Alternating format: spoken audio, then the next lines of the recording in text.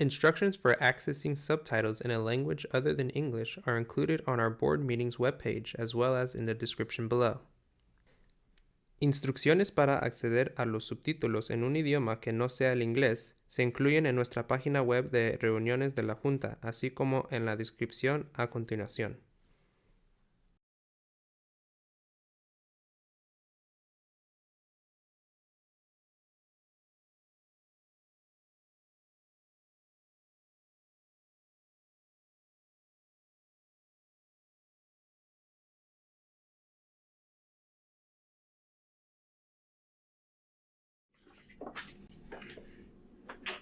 Good evening and welcome to the Ross Valley School District. It is 6:01 and I am calling our meeting to order. Let's see here. Lost my script.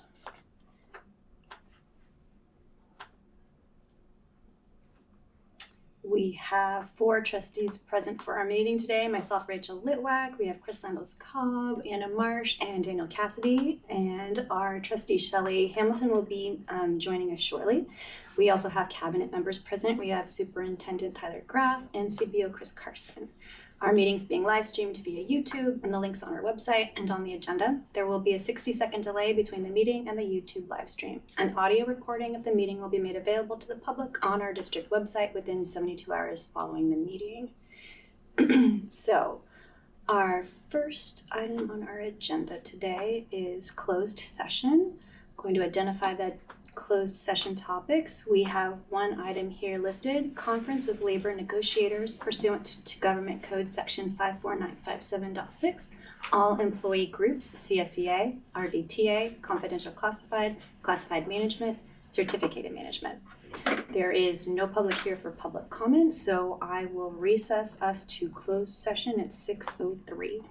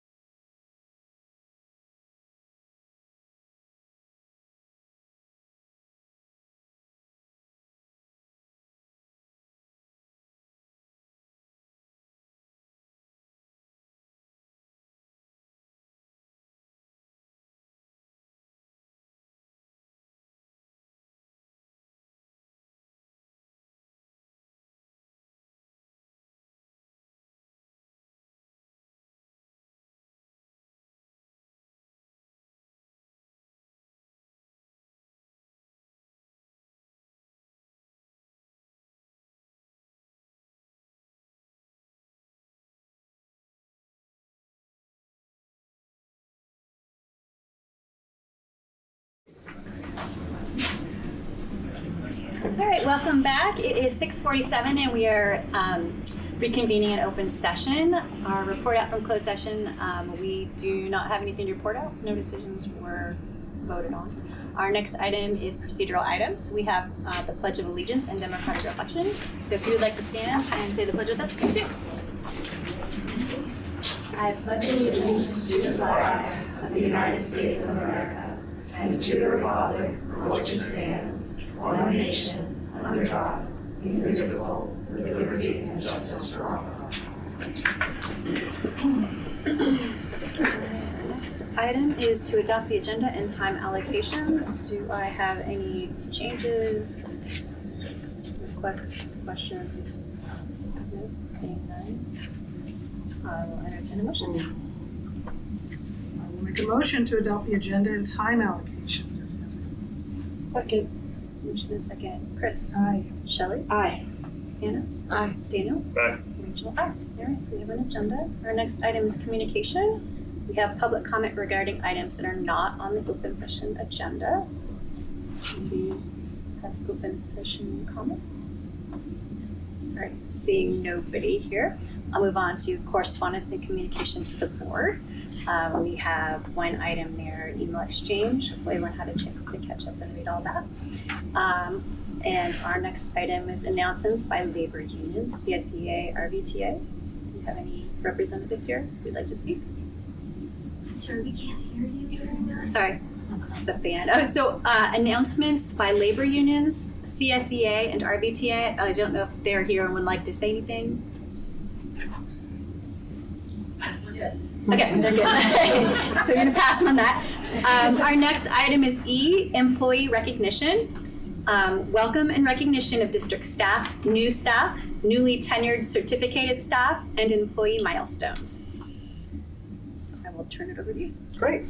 So this is one of my favorite board meetings of the year because we get to recognize three distinct groups. One is our new employees, and some of them are here. The other is our newly tenured folks, which is a really exciting step in the direction for some of our employees. And then we're going to talk about our milestones, folks that have been here from 5 all the way up to, believe it or not, 35 years of service. Exactly. Pretty special. So logistically, what we'll do is we'll announce all the new employees. Then we're going to have all the new employees come up here. We're going to snap a photo. Then we're going to announce all the newly tenured folks, have you all come up and get a photo, and then we'll bring all the milestones together.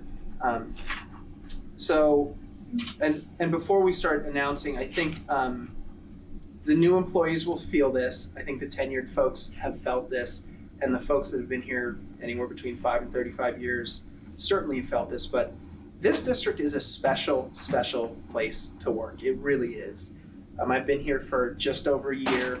And the people of this district, starting with the board, to our custodians, to our teachers, and everybody in between, are truly amazing people.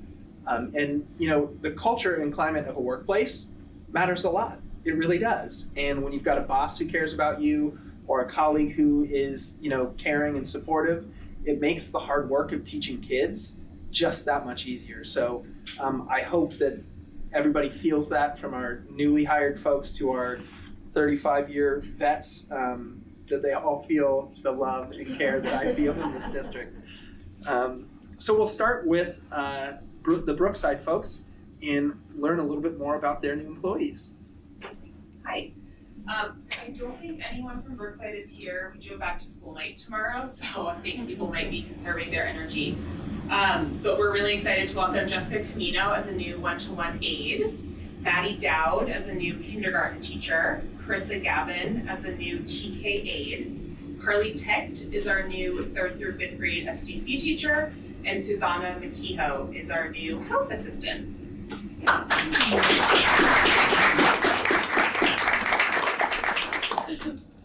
Okay, and at Hidden Valley, we do have some people here, so maybe we could just give a wave. Cadence, our TK aide. Sydney Dean, TK teacher. Wait for it. Diana St. James, our library specialist. Scott Tay, PE teacher. and Courtney Young, PE teacher.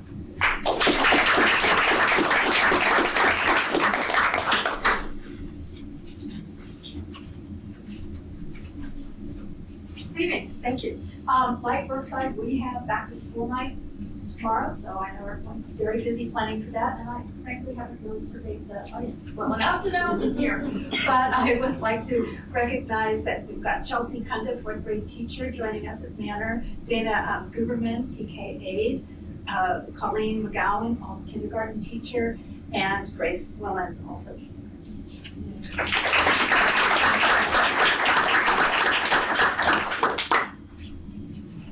Good evening, everyone. At Wade Thomas, we're super excited to welcome our new teachers. We have Chloe Duncan, who's not here this evening in kindergarten, Abby Koss, who's our new TK teacher over there,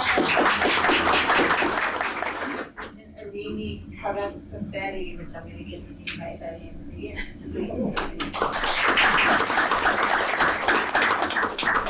Everyone at White Hill, I don't see any of the new teachers here tonight, but that's fine. We have John Allen, 7th and 8th grade Spanish teacher, Michaela Dobson, the new 7th and 8th grade math teacher and intervention teacher, Hannah Hydorn, 6th grade core history and English teacher, Ron Newstaff, the new RSP teacher, and Carolina Ortega, a 7th grade English teacher. And we have a few district-wide folks. Our new Director of Student Services, Lori O'Connor. We also have Stella Perky, a K-5 counselor. Is Stella here today? Oh, and then Jose Perez, a new custodian. So why don't we have anyone who's in the room, who's a new teacher, to come on up here, and we'll grab a quick, or new employee. Come on up here and we'll take a quick photo. Come on, you do it.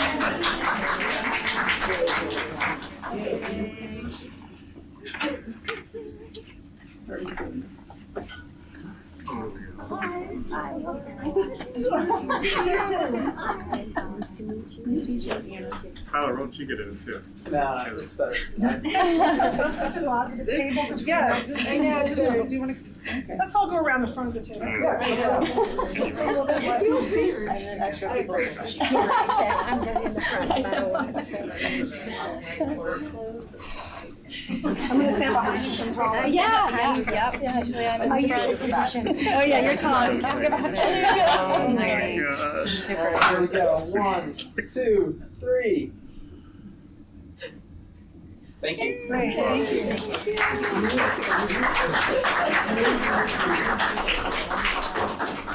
And I have to say, I've actually been into the classrooms of 4 or 5 of our new teachers, and I'm impressed. I think we've got some really great new folks on our team, and I'm excited to see where they're able to go this year. So to the new teachers, new classified folks, and new administrators, welcome to the team.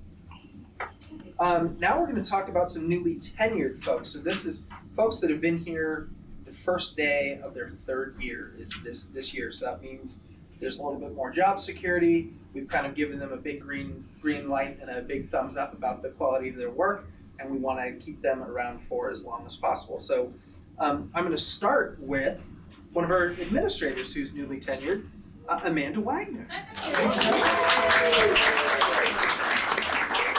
And with that, I'll hand it over to you to announce. And I'm excited to announce that Milani Peterson, one of our TK teachers, is also newly tenured.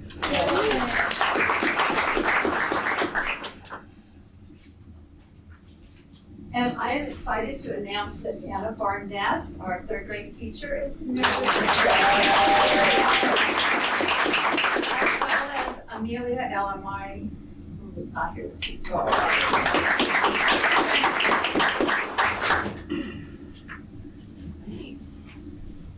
And I am excited to announce newly tenured Heather Selby, who is not here. And I'm really excited to announce her truly because Ellie Denies is a part-time employee, so it took her 5 years to get tenure. So she's so excited that she's not here this evening. So Ellie Denies, our intervention teacher, and who is here is Sam Marshall, our 4th grade teacher.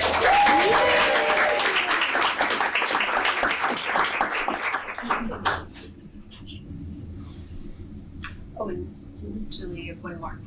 Do I have one more? Oh, Amanda Hahn.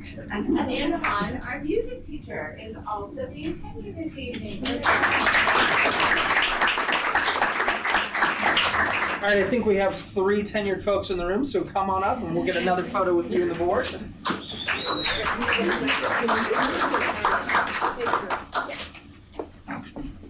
Good girl. Thank you. Oh gosh, I'm sorry. Stop. Here we go. Hi, Chris. Come on in. There we go. Congratulations. All right, 1, 2, 3. Well done. Thank you.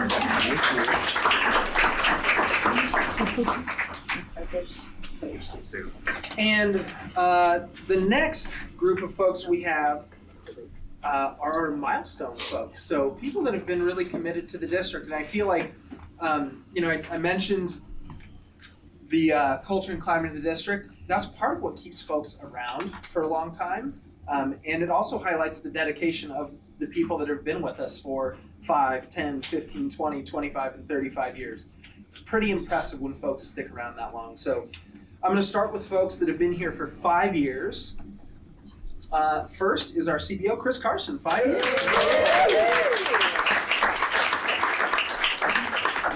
We also have PE teacher Mike Pardow. 5th grade teacher Rachel Rosen. And our much beloved band and music teacher Malik Charles Wade the First.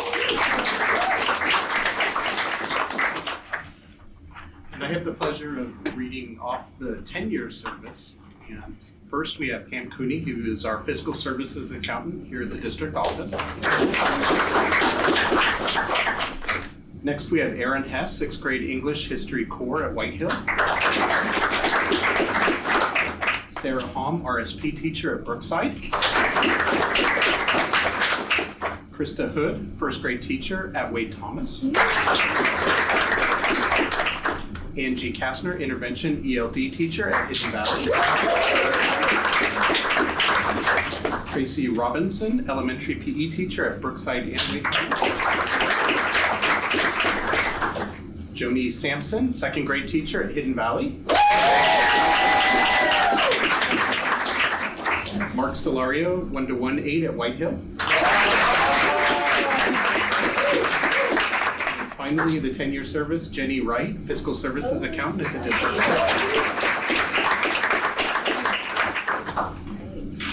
All right, and I have the opportunity to introduce our 15 years of service. Lee Hassan, PE specialist at multiple sites. Benjamin Rodriguez, custodian at Wade Thomas. And Christina Workman, 3rd grade teacher at Hidden Valley.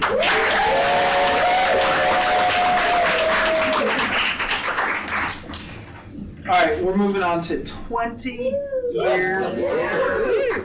That is not an insignificant amount of time in life, let alone to be in one workplace. So congratulations to these folks. Let's hear it for Mitch Brown from 5th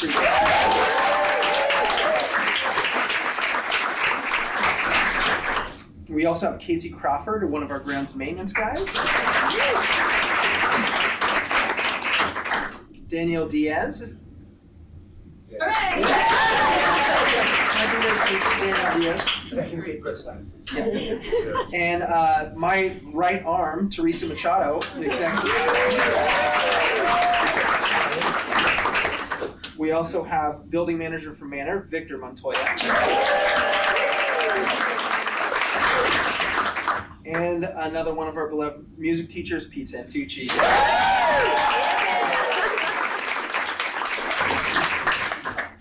And we have 2 people with 25 years of service. Catherine Halston, 1st grade teacher at Brookside. And TK teacher from Manor, Gretchen Mathis.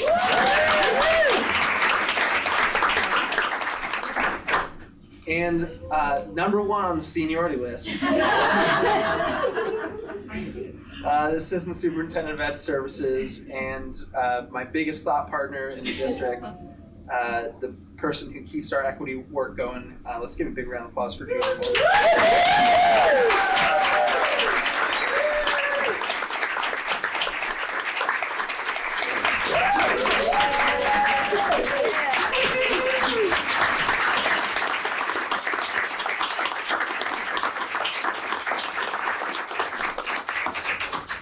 Here's the 35 more. If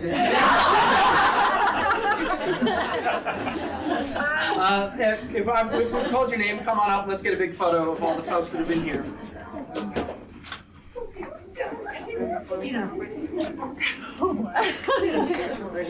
Wow. Yeah, what are lining to Yes.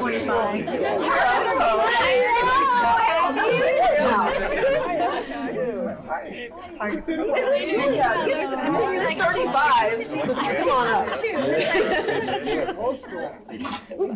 All right. Thank you. 1, 2, Sorry. 3. Congratulations, folks. Congratulations, So, first of all, I'm excited you all came to hear our attendance update a little bit later in public session, but if you're going to leave, we're going to spend about 10 minutes, 15 minutes. Feel free to mingle. We have some treats, some waters up here, and congratulations to all the folks that are new to our district, newly tenured, and the folks that have been here for quite some time. So let's enjoy it.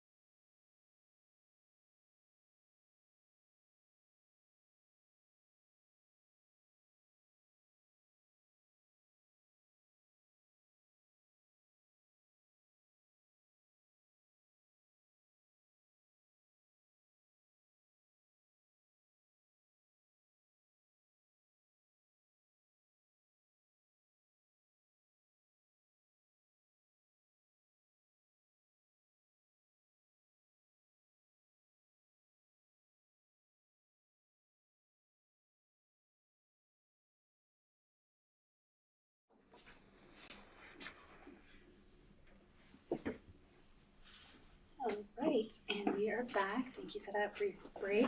Recognition ceremony, it was lovely. I don't know if we have anyone who would like to make public comment on that last agenda item, but if you would like to, feel welcome to make a public comment. Seeing none, I will move on to our next item, F, presentation and/or action items. The first one here is board discussion for the purpose of giving direction to the superintendent regarding parcel tax renewal. Wonderful. Okay, we're going to present. Great. And do I have the clicker power here? I do. Great. And before we get started, just to refresh everyone's memory, we're gonna have the presentation. Feel free to ask questions along the way or at the end of it, and then we'll go out for public comment, and then we'll have a discussion with the board. Okay. Great. And so there's no vote tonight. This is really just kind of information and getting feedback from the board. And we're not making any decisions around the parcel tax. I'm just kind of, the gist of what I'm trying to do today is share what I'd like to do in terms of engaging the community before we bring real discussion to the board about taking action on a ballot measure. So last year, we kind of had to spend a lot of time with the Budget Advisory Committee. Then by the time we got to January, we came straight to the board for action and we were off to the races. And I think one of the things that did is that it didn't give us a lot of time to talk to the community about it before we brought it to the board. So this time around, our goal is to make sure we're open and transparent with the community early on, well before we bring anything to the board. So that's kind of what I'm bringing you today. I'm happy to take any feedback you have towards the end here. So I just want to start with why a parcel tax matters for our schools. There's two really big pieces here. One is that the current parcel tax, as it's structured, provides $4.7 million of, and I've underlined this, essential funding. This isn't a nice to have, this isn't like a cherry on top. This is core to the operations of our district. Without $4.7 million, we have to make sweeping changes to what we do here in the district. $4.7 million, our total budget's only $30 million. So you can see it's a huge proportion of what we use to run our district each and every day. And part of the reason this is so critical for us is that we have the lowest per pupil funding in the county. I actually have a newly updated graph there. We had a different graph last year, but you can still see that we're at the bottom. And the highlighted in green are kind of our four comparison districts, Larkspur, Kentfield, and Miller Creek, along with us. Those are kind of the districts that are similar number of students, similarly funded. And you can see there's a huge discrepancy in districts across the county. What you see in that far right-hand column is actually the state average, and you'll see different numbers in there. But for us as an elementary district, the state average is $14,494 per student. We're at $11,774. If we just had the state average, so not asking for a big number, just the state average ADA, or per pupil funding, that's an extra $4.8 million with our current ADA. We wouldn't be asking the community for parcel tax increase at all if we just had the average. So this really highlights the core of the issue is that we have a county low per pupil funding. So I think it's just, this is the crux of the issue, is the revenue is extremely low. We're basically at the state minimum of what they will give us. Here's our multi-year projection. This was accurate about 2 weeks ago or a week and a half ago. Chris Carson will come back to the board with new numbers at the next board meeting on the 17th as he closes the books. But I think there's a couple things here I want to highlight. One is when you look at the red line for 23-24, actually 22-23, you see 30,500,000. Then the next year you see 30,300,000. The next year you see 30,100,000. And then you see this year and we're at 29,700,000. So over the last 4 years, we've seen less money in the district with increasing costs, right? Salaries are going up, PG&E is going up. So it's really difficult to maintain our programs while having decreasing revenue. So I think that's something to note. And then down here in the yellow, you'll see last year we deficit spent by $600,000. This year we're projecting, and Chris will have updated numbers for us on the 17th, about 2.7.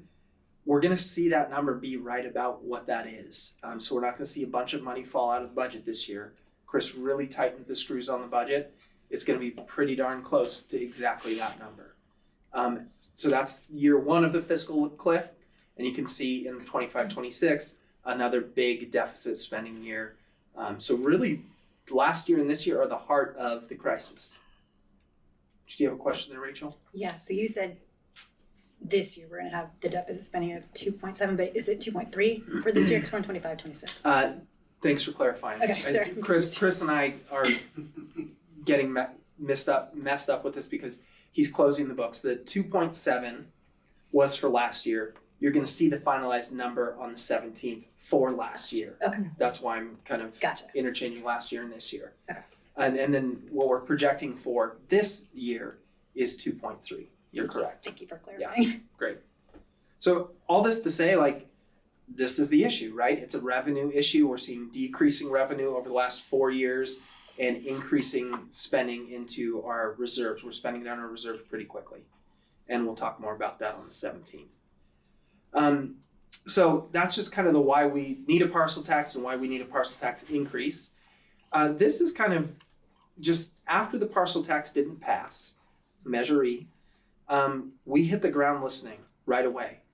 We sent out a survey to the community. We posted it on social media. We had a couple hundred responses. We actually had it posted in the IJ as well. We had 164 responses there. And I read through every single comment that was put on there, and we found some good things to take away. And some real patterns emerged, and I'll talk about that here in a couple slides. The campaign also got together and did some reflection. What worked, what didn't work, what would we do differently next time? And there were some good thoughts there as well. Then we did some data analysis with Team Civics to actually look at who turned out in the vote, who didn't turn out. We had a 38%, we had a 38% turnout rate to the election, which is pretty low. We were hoping for somewhere closer to 40 to 45 in that special election. And we saw certain areas of the community voted more than others. And then we did outperform our polling, which was exciting. Our polling showed that there wasn't quite as much support, but I think the efforts of the campaign were really good. Fairfax had the lowest voter turnout.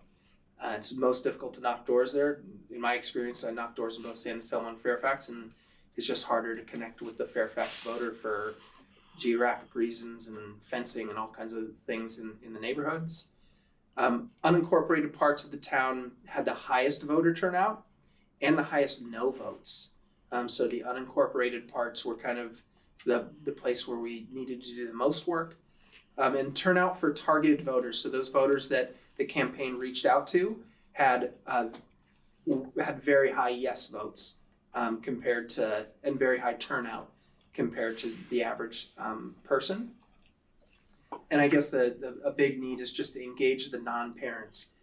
Parents voted at a higher rate than community members who weren't current parents. So it's more of a challenge because we have every parent's email. We don't have every citizen's email. So the data analysis actually turned out some information for us.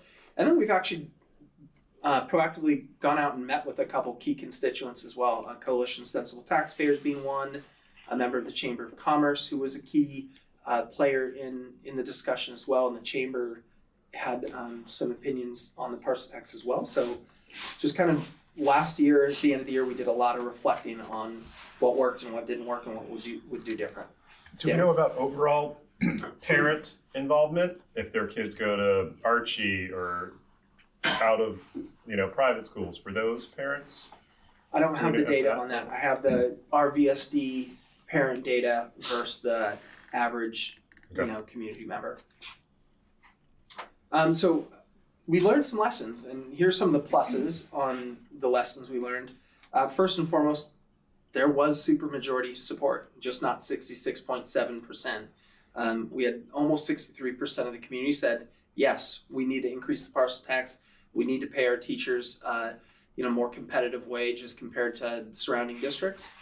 And there was a really wide range of endorsements. So when you looked at the Measure E website, you had, all kinds of endorsements from every corner of the community. So overall, there was a lot of support for this.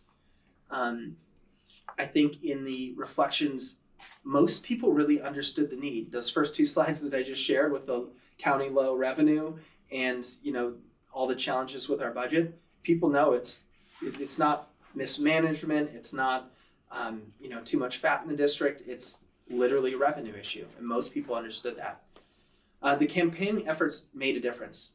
The people that had face-to-face conversations with someone from the campaign voted yes way more frequently. So I think that's something for us to reflect on and something to be proud of for those folks that were on the campaign.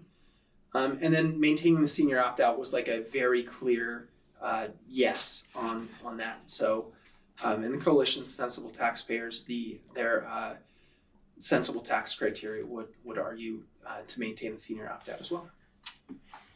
So then we had some lessons learned that were kind of more on the Delta side.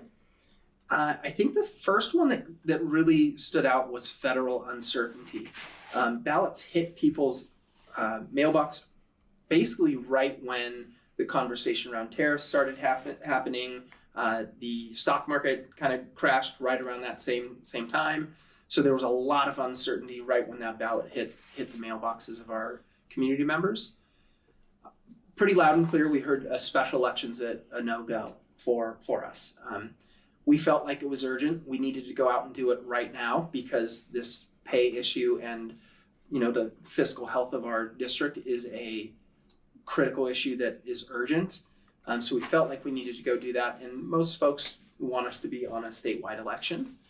There was a couple things around, like there was active opposition, there's some mistrust in the community, and then some misinformation. I think it's kind of reaching out to those non-parents. It was tough to get the right information to them. And there's a smaller part of the community that has some thoughts about some of the decisions we've made as a district in the past, 5 to 7 years. And there's still some scar tissue there. And I think we've got to continue to work with every member of the community and be transparent and open with folks so we can kind of move past some of that past mistrust. And then just some confusion. It was a renewal, but it was also an increase. It was also a methodology change. So if you haven't been paying really close attention to your tax records, this could have felt all kinds of different ways to you. The simple thing was that it's, on average about a $240 increase for folks. And some people felt like it was the whole new methodology was on top of the past tax. And some people thought their garage was going to get counted in the square footage, but it really wasn't. So there was just a lot of confusion. I think that's going to happen when you try to renew something, when you try to increase it, and you try to change the methodology at the same time. So those are some of the lessons that we learned on the Delta side. So here's kind of the gist of the presentation tonight. The PDF ruined that, I'm sorry.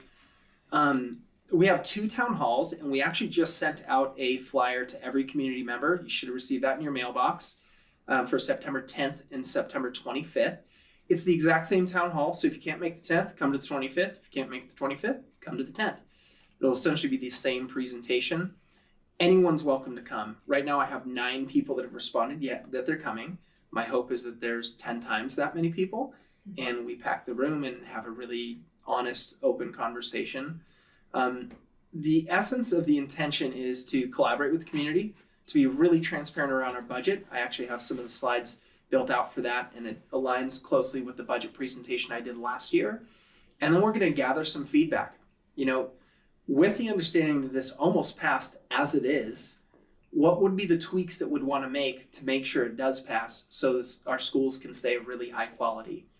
So we'll talk a little bit about a budget overview, there's a lot of frequently asked questions around why aren't we cutting administrators? Why don't we combine districts? And I'm going to answer some of those questions.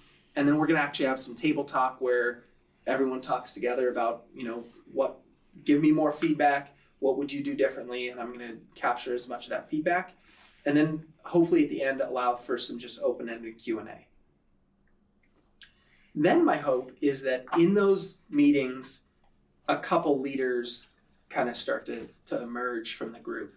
I already have some names in mind, but I'd like to get a working group of no more than 20 people to meet on October 9th and 16th to sit down with me to work on, hey, this almost passed. What do we need to do to make it pass? What are the key questions that we need to work on? And this is kind of what I want feedback from the board on.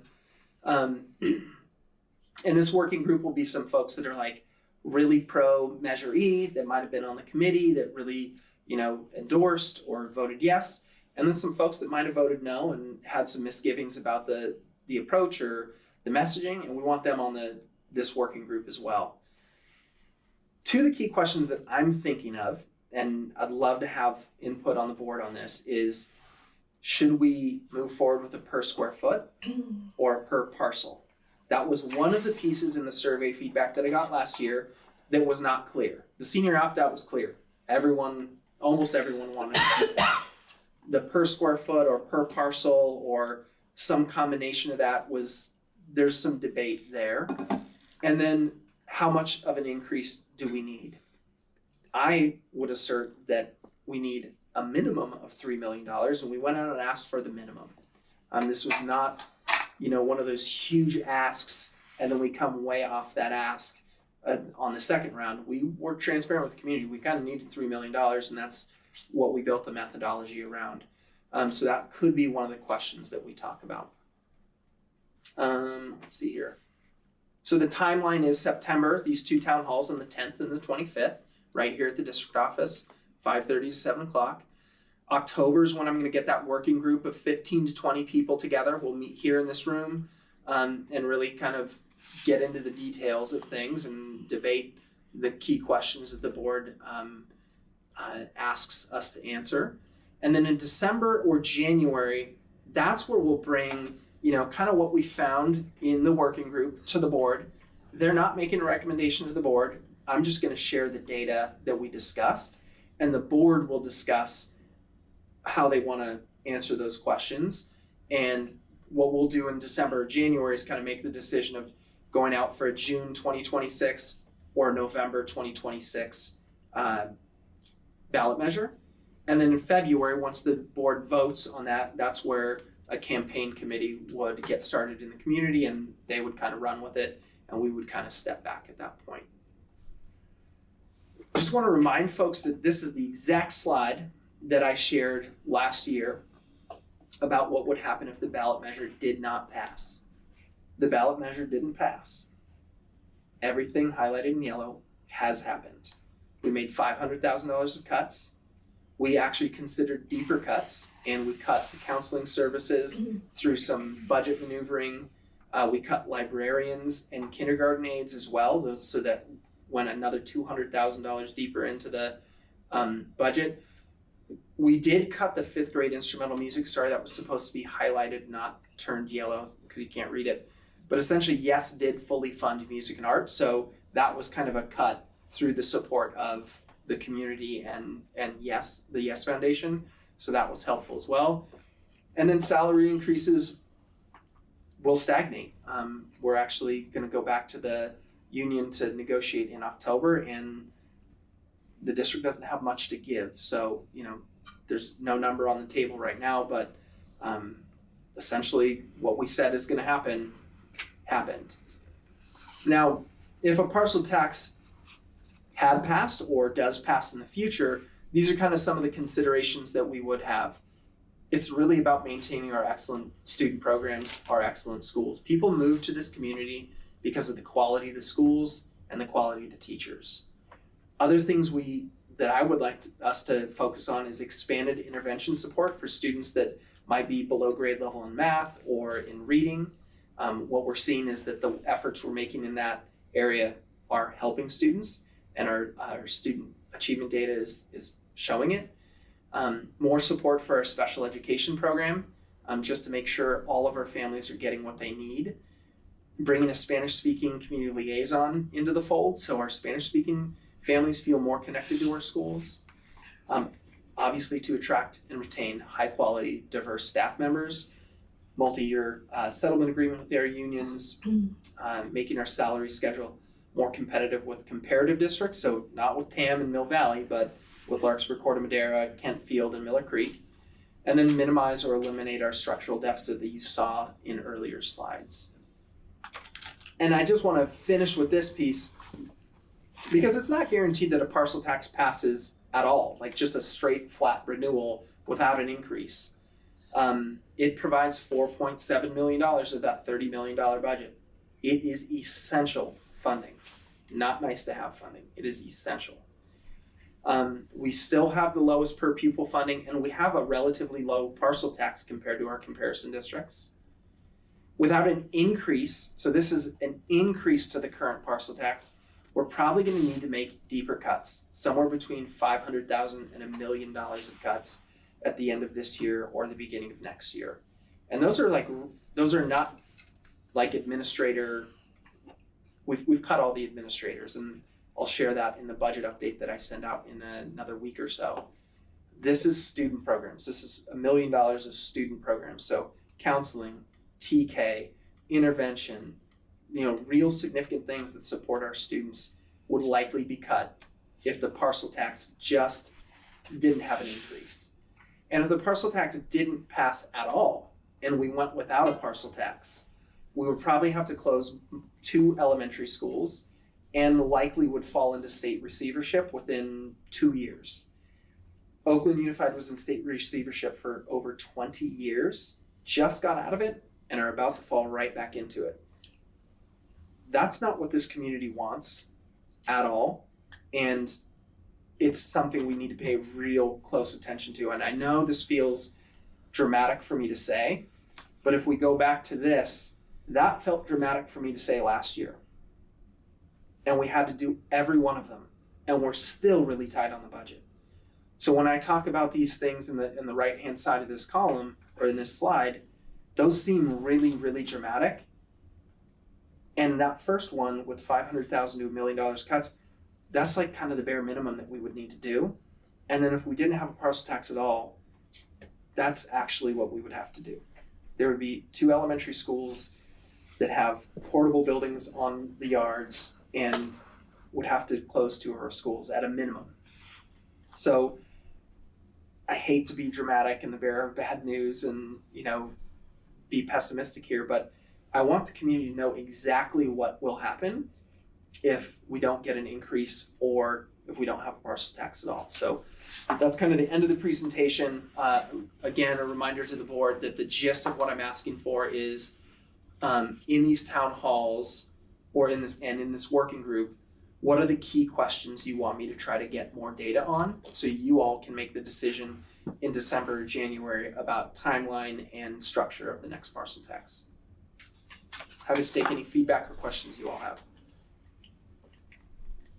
How are we engaging with the business owners in the communities who, speaking with a few, were strongly opposed to this because their costs were going to significantly increase? I think I would like to see someone from the Chamber of Commerce of Fairfax and San Anselmo on that small working group to help represent the business community. Because I think one of the pieces we heard from the business community was that the square foot was scary, because if you own a 10,000 square foot warehouse, you're going from $720 to $5,000. So that I think was part of the feedback that we got from them. And this is not like Safeway and CVS. This is like a community member that owns a small business in downtown. Yeah. It's those folks that were a little bit more concerned. From the feedback that you got on the various surveys and conversations, do you have a general sense of whether overall it's a messaging problem or a structure problem? If you had to. It's a really good question. And if you don't know, that's fine. I think that is core to what direction we move forward. Are we solving a messaging problem? Are we solving a structure problem? I think it's a little bit of a yes and going back to this slide here, number 4, the confusion, that it's a renewal. Are you part of the TAM district? Is this just an increase, or is it an increase in an extension? I don't understand. How big is my house? I lived here for 45 years. Got it. Is it 1,000 square feet or is it 15? Do you include the garage? Do you not? Could be solved with either a structural change to simplify or a messaging change to help eliminate confusion. And that goes back to these 2 town halls. It goes back to the small working group, and also goes to door knocking and having one-on-one conversations. So, we're going to need as much support around that as possible. Do you think that a strong marketing support would help navigate some of the confusion, as well as perhaps shifting some of the messaging on why it's important to pass this? I know that you've got a brilliant heavy lift yourself, you're out there. And we know that once the goes on the ballot, we have to be very careful, right? Mm-hmm. So at some point, there has to be that messaging that continues, that's simple, direct, and not convoluted. Not that your message is convoluted, but you know what I'm saying. People react in quick sound bites. Yep. Do we think a marketing capture would help us?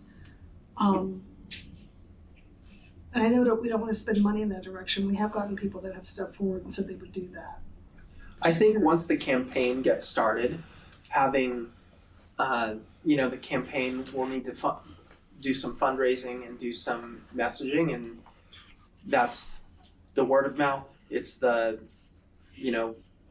sitting in a booth out in front of the grocery store. It's, mailers. And it's interesting, mailers get both good feedback, like, oh, great, thanks for the information, and also like, oh, the district's spending money on this, and they don't really understand the district's not spending money on that. It's actually the campaign that's spending money on that.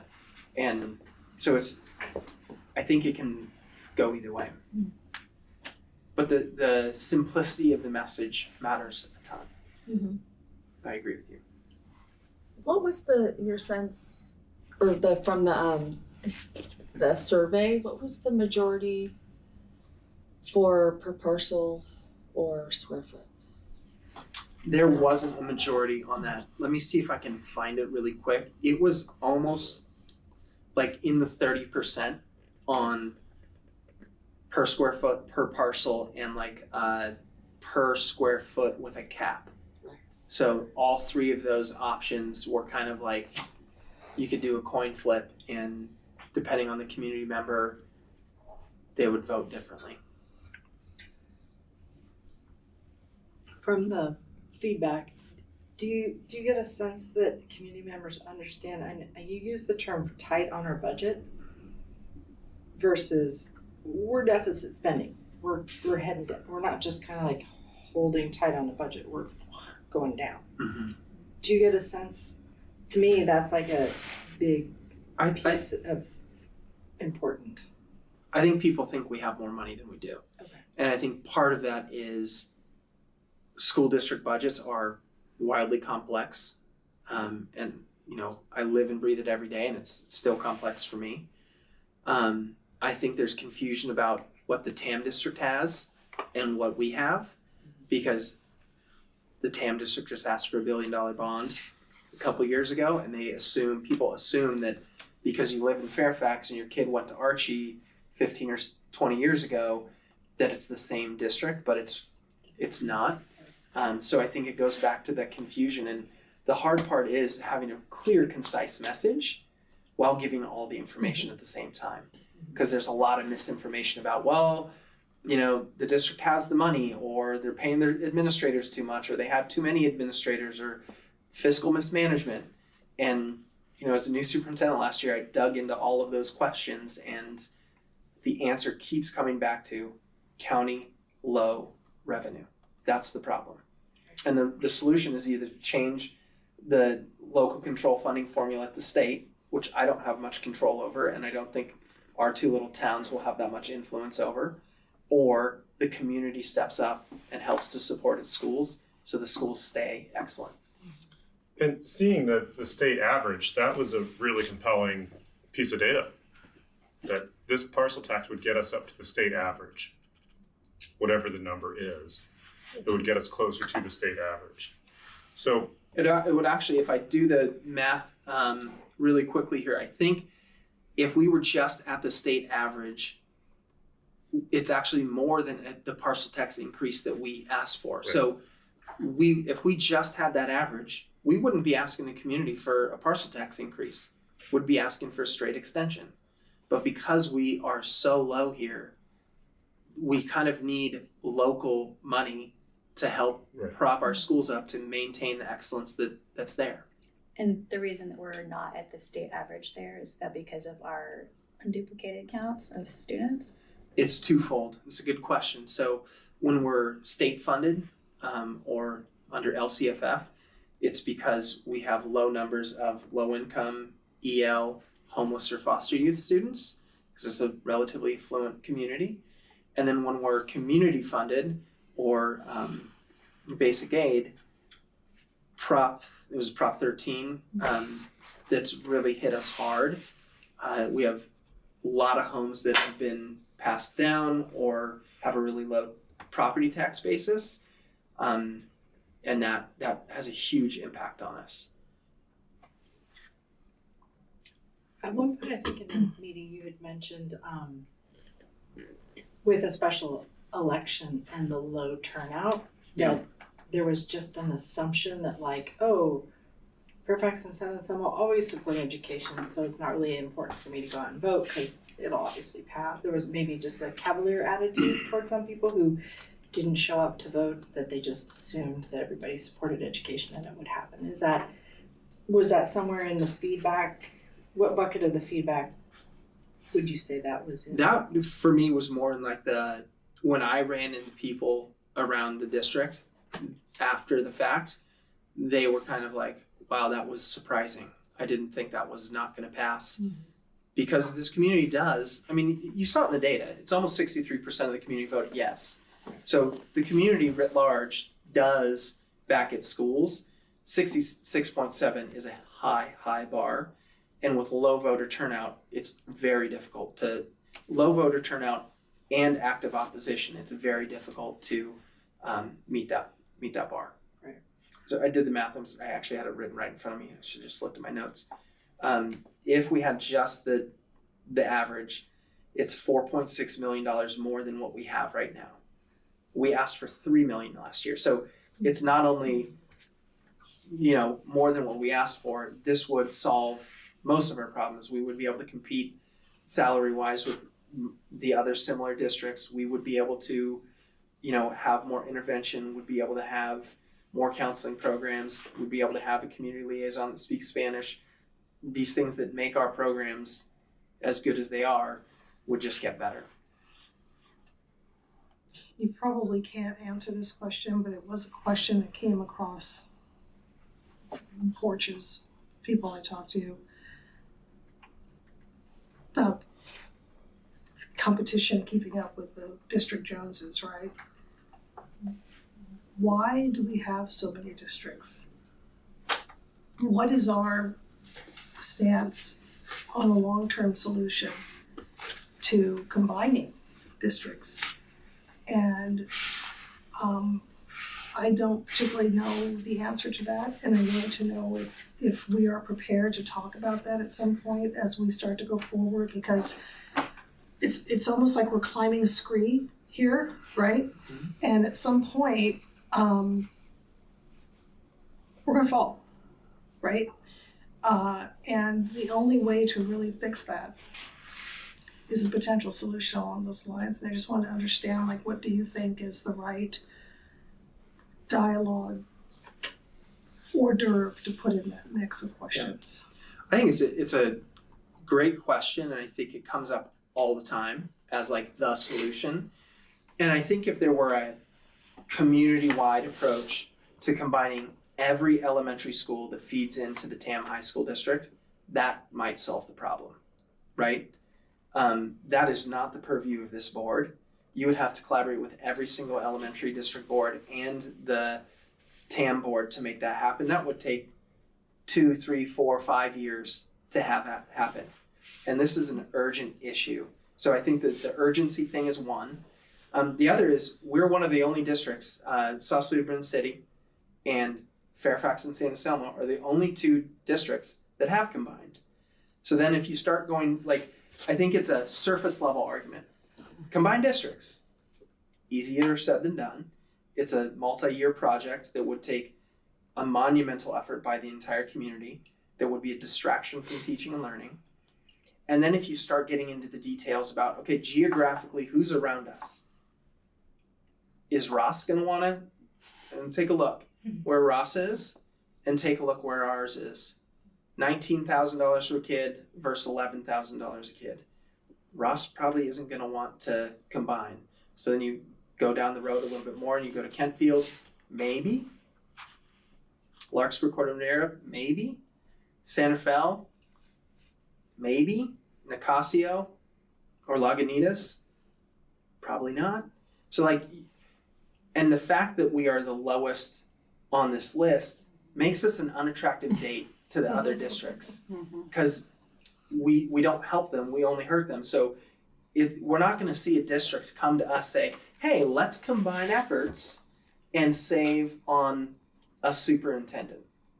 Like, and that's really, when you start thinking about it, you're still gonna have the same amount of teachers, you're probably gonna have the same amount of schools, which means you have the same amount of custodians, which means you have the same amount of front office admin.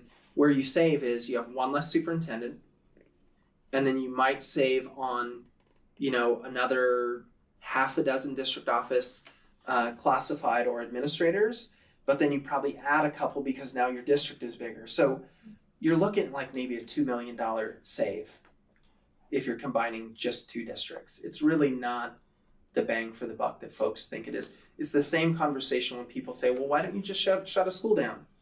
You're saving on an admin assistant and a principal and maybe a custodian. You're looking at $500,000. That doesn't solve the problem.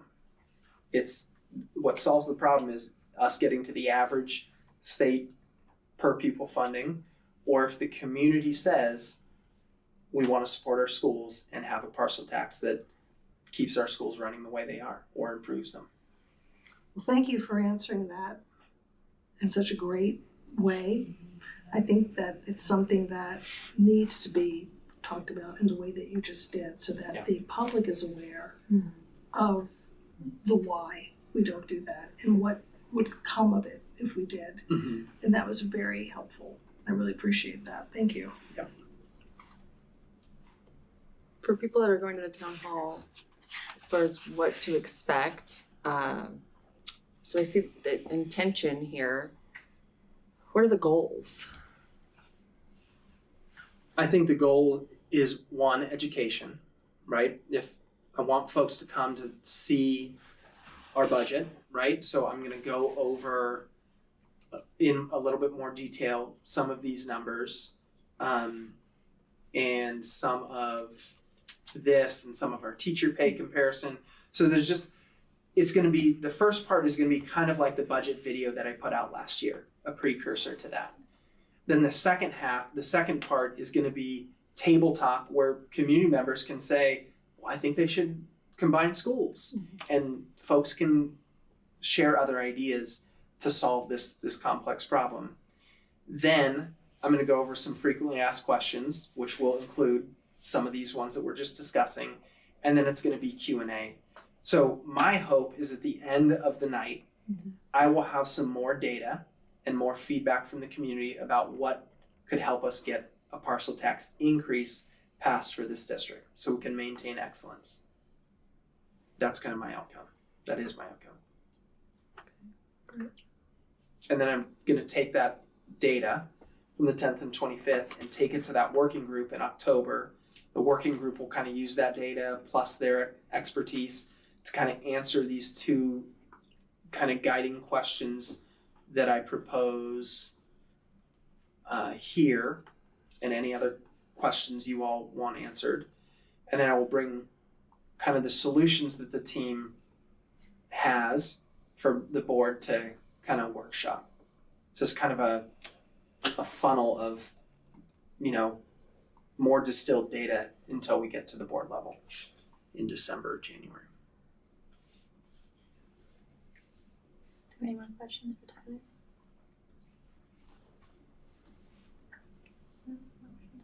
Do you have any public comment on this item?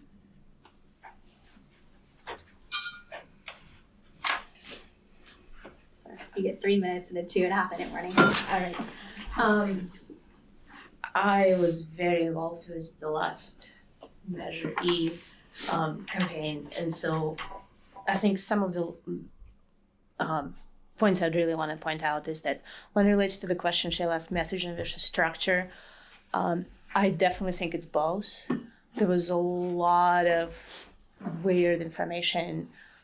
I think a lot of it was because there wasn't as clear information coming from us. And a lot of it is, of course, there are always people on Nextdoor that are going to post some wrong things on purpose and stir stuff up. But I probably knocked more doors than anybody in that effort. And there was so many people had absolutely no idea how this works.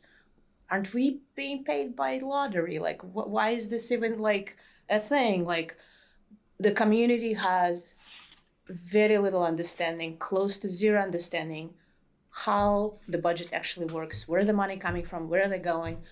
And so I truly believe we have to do much more structured and solid messaging. But it's also has been true that it was very complicated, worded very complicated. We changed it from per parcel to square foot. We did, is it renewal, is it not? So we made it as hard for us as we could, and I really think we shouldn't do that again. And that's coming from somebody who I put my heart in it. I put all I could in there, and we just made it really hard, and I really think we should make it much more simple this time. And communication is the key here. It's not just the parents. I think parents were very well educated, but of the rest of the community, which are more than 16,000 voters, had no clue. And we need those 16,000 people that are not RSVD parents to have a much better understanding, and I'm here to help you. Thank you.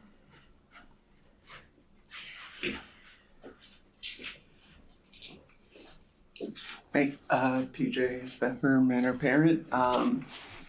I guess my comments are piggybacking off of Trustee Hamilton's question about what we see as the real strategy, and this is something that I'm sure we want to come out of the town halls focused on, but is it a matter of, parts of the story in this presentation is sometimes we got a supermajority support, and that is despite a lower than expected turnout in areas that would have helped us more. And so that to me says then the strategy is focusing on getting turnout by people we would have otherwise expected to get turnout. And then part of the conversation here is talking to people like Cost about what their issues with the parcel tax were. And to me that says that the strategy is instead going to focus on addressing previous no voters' concerns. And then there's a third strategy that's not really, it's discussed, I think, broadly in terms of education for voters, but not as a strategy to improve on the prior results of educating the public on why we need this parcel tax. And I think it's difficult to split your focus in those ways, and the story can get muddled if you are trying to say to the single digits of business owners that are living in the district and can vote and taking an active role in the campaign, of why they should not be worried about this, and then telling the story to other members of the public who don't have kids in the school why it's actually more fair, more equitable, that people who own larger parcels get a greater financial benefit to the property value effect on good schools. And so it just makes sense that they would pay more per square foot. So, what I would hope that one of the things, Tyler, you can be looking to get out of the town halls is there one lane that deserves more focus in any of those? Because maybe there actually isn't. We're going to find out there aren't that many people who are going to go to the town halls and pay attention and want to, I just didn't realize I should turn out before, but now I will. And as opposed to, we really do need to focus on how this is structured. I also think in terms of reaching out to the community, something the board was focused on, is the two town halls both being 5:30 in the evening on a weeknight. We're still limiting the amount of the public that's actually available to attend these things. Thanks. Thank you. All right, so I will bring it back to us for discussion since there's no other people out there commenting. Do we have any thoughts, directions we want to give, suggestions for these town halls? I kind of agree with what our public commenter just said about kind of finding which lane might be most efficient for us to focus on, because I think that we could definitely, I think I saw you writing notes, but I do think that's important. And I do think the fact that we really, that per square foot and the per parcel thing, we really need to get that sorted out. In education, I think there's gonna be a lot of pieces that we're gonna need to figure out to make it. I agree with the time. Tyler, did you consider that doing two different, a morning and an evening? I didn't. I just thought about after work was the first thing that I thought about. I'm happy to do, if there's community interest in a third one, I'm more than happy to do it at a later time in the evening or in the morning or in the midday. Right now I have 8 signups because I signed up to go. But if there's interest in more, I'm more than happy to do a different time or different engagement, do one on the weekend. This is the keystone to this district's success moving forward. Maybe, I don't know if there's any PTA meetings coming up. What? Yeah, PTA morning drop off or whatever. Right, because I know that this Friday is Wayne Thomas's PTA. And it's already scheduled, it's already in the morning. I wonder if there's an opportunity there instead of having to just to hit a couple of those morning times. Maybe something to think about. We can check those. Because I think that's a valid point. Some people, evening doesn't work because of the kid hustle and whatnot. Yeah. I think the question I have and I've marked it down as a question maybe to ask the town hall is, how do I get clear information to a non-RVSD family? Yeah. Either a young family who's got a kindergartner or a 1-year-old and a 2-year-old, mm-hmm. or a senior who's been in the community for a long time, or even that parent who just sent their kid off to college and has been disconnected from RVSD for a few years and isn't in the loop. Those are the folks that Absolutely. I need. I don't know a PTA meeting might not be the answer for them. Right. So what is? The Fairfax picnic is next weekend. I don't know if that's, it's not a meeting venue, but it's gonna be with lots of kindergarten community member. You can almost just have a table out there, feedback on Measure E. I don't know. And my other thought on getting people one thing that resonated with me in terms of a couple of the comments and the messaging was like the get out the vote strategy versus the convert the nose strategy. I think it's a get out the vote strategy. So when I think about doing the get out the vote strategy versus convert the nose, two things come to mind. One is, how do we create the hair on fire messaging? Like, I'm thinking if you have a booth that's appropriate and responsible, but still is, like, our hair's on fire, people. This is important. You can't sit this one out. Like, even somehow just messaging to people, like, you can't assume everybody supports education. You gotta get out and vote. I think that's like, last year when I shared this slide, people were like, don't be dramatic. But I'm talking about how you turn up the volume on that. Because now in these two bubbles on the right-hand side of the slide, like, I'm going right to that. Without a parcel tax, we close multiple schools and likely be in state receipt. Like, I'm talking, that's the hair on fire messaging. Like, go there and then back into the other one. Because I don't think that that's overly dramatic. No. I mean, if a few simple things happen in the next 18 months, the slippery slide to that is right there. If we go into a recession and whatever, we're not that far away. So, but I don't think it's about that messaging. It's about getting people to believe it, because that is what happened. It's like, we had that messaging, people just didn't believe it. They're like, they'll find the money somewhere else. So we have to get. I think there's a deep distrust of government right now in the world, and there's, I think that the Doge campaign of, finding waste, fraud, and abuse, I think people just assume that the town runs that way, and the district runs that way, and our state runs that way.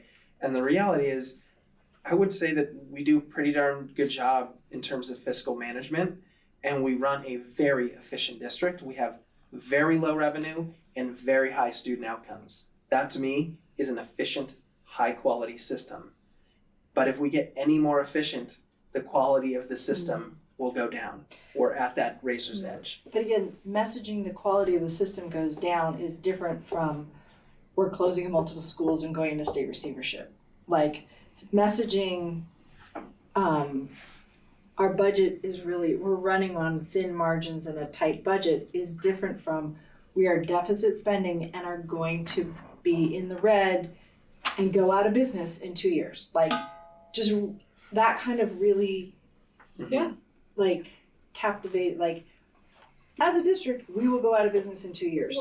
But don't you think that opens up, for the uneducated, that opens up the assumption that it's been mismanaged and that we have to explain more. And I think the biggest hurdle, there's so much information to relay about this that it's almost like a fire hose. But if you grab their attention, then you can explain. If you haven't gotten their attention, you don't even have an opportunity to explain. I see what you're saying. I do. I understand, like, people need to know what the pain point is before they can actually wake up and say, this is going to affect more than me, even though I don't have kids in the district, for example, right? But I guess there's so much to convey and information about, why it matters to have this pass. Mm-hmm. And I just think, like, I look at a turnout of 38% with the need to have 45%, let's just call it 40 to 45%, based on the percentage of what number we got to what we needed. That's an equivalent, you could think, delta, right?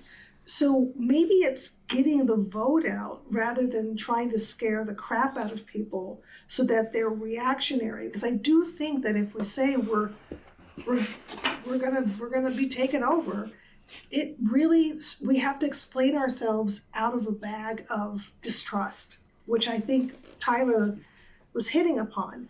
Like, what did you do or didn't do to get to this point? No one really understands the enrollment decline, all of that stuff, right? So I'm just a little worried about that, for that reason. Open to it, but worried about it.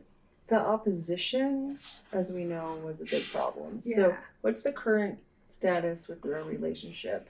I think we should assume we're gonna get opposition no matter what we do, As they're- personally. We met with Coalition Sensible Taxpayer. Rachel and I met with them early in the summer. It was a good discussion, but it's not a fully transparent conversation all the time. Sometimes it's a little bit of a data collection conversation, and I think that the big takeaway that I had at the end of that conversation is that they were, I think, based on our efforts, going to rework their sensible tax criteria. I think some of the feedback that they got from folks on the Chamber of Commerce were like, hey, listen, you're pushing for this per square foot thing, but this per square foot thing has a huge impact on small business. So there's these two political constituents are kind of pressing up against each other. So there's a new sensible tax criteria. And essentially the component that's new is there's a recommendation that if you do an addition to a parcel tax, that the addition is per square foot, but the base stays per parcel. So a combination of per parcel. The challenge with that one is it's even more confusing. Totally. So, Completely more confusing. so I think so then there's a real, and that's why I want Coalition of Sensible Taxpayers on that working group to say, listen, we need simplicity in message. What is gonna work within your criteria to get us there? Well, complexity perhaps keeps it from actually passing. So have they confirmed representatives of cost Confirmed what? to attend the? No, but I will definitely be reaching out specifically to Mimi. I was actually emailing this morning with someone who was in opposition, and he's very interested in being on the committee. So I was speaking with some union folks that will be on the committee as well. So if I've got 20 people, I'd like to have 10 people that were big time for it, and I'd like to have 10 of the loudest voices in opposition in the same room to hash it out. Given the timing, are we now in a non-overlapping renew and extend blah blah confusion thing and just saying this one ends, this one begins? This is a new parcel tax because the other one ends on such and such a date and this one starts on such, and we can just go that way? We'd need the revenue sooner than that. Yeah. Because if we did that, we'd have to wait till June of 2028 to get the new funding from a new increased parcel tax. Which means Could our you get it budget's- passed now but not start until later? You could, but you still wouldn't get the revenue. Would another year. have to start making some cuts. So all your cuts and all your So raises gonna happen. you'd have to get the revenue, you'd have to replace it. Yeah, and I think this is, I hear the feedback loud and clear from the community about this special election. And as superintendent, I will do everything I can never to go out on a special election again. But this was urgent. Before I was hired, there were 2 years of like picketing and we need to pay our teachers more. It was, hot in the Ross Valley. And I wanted to try to address that because it was such an urgent issue. And other districts are giving raises and we're sitting here giving 0 or 1%, or it's a very urgent issue. So I felt like we couldn't sit on our hands. We had to go out and give it a shot. And we did. And 63% is not bad. It's just not the high bar that needs to pass. Do you think, given that small amount of an added voter approval that we need, I mean, the differential between the 30 some odd turnout and a regular election in a June or November is large enough that would net us that alone, possibly? I mean, I wouldn't wanna totally depend on it, but I'm just kind of wondering I'm if thinking the we same had, thing. if knowing that we are gonna get What is the average turnout? Do we know what the average turnout is on a regular election? I think it's a little bit over 40. It's not super high. So 2% more. I mean, I think it's like closer to 45. Yeah. But this, yeah, go ahead. Yeah, I mean, I think we're going in the right direction how to think about this. And simplicity is great. Four lanes, you know. I think the most important lane, aside from just getting out the vote, is, you know, to hear from public comment, aren't we paid by the lottery? That's a really good canary in the coal mine to tell us that people don't understand how our schools are funded, especially us, and the importance of why this parcel tax and keeping an active parcel tax in place is so important. But it's a standard. It's a standard. Yeah, absolutely. And what someone, and I've glommed onto this, that someone, I think it might have been Massimo, said, we pay more to have our garbage picked up than we do for our schools with the parcel tax. And yet people aren't up in arms complaining about how expensive it is to have our garbage collected. Right. No. And I think that if we really bring that home, look at what else you're paying for. This is the future of a lot of things, including your property values, the community, and the value of our schools. Oh yeah. That marketing definitely. That to me says it all. People are like, I don't want to pay more. What do you pay to pick up your garbage? What do you pay for a night out at a nice restaurant? It's been interesting as I'm building out this budget slide deck. I've been revisiting what other parcel taxes are across the county. This year ours is $720, which isn't nothing. You know, there's people on fixed income, and $720 is not easy. That is over the course of the year. That's not per month. That's over the course of the whole year.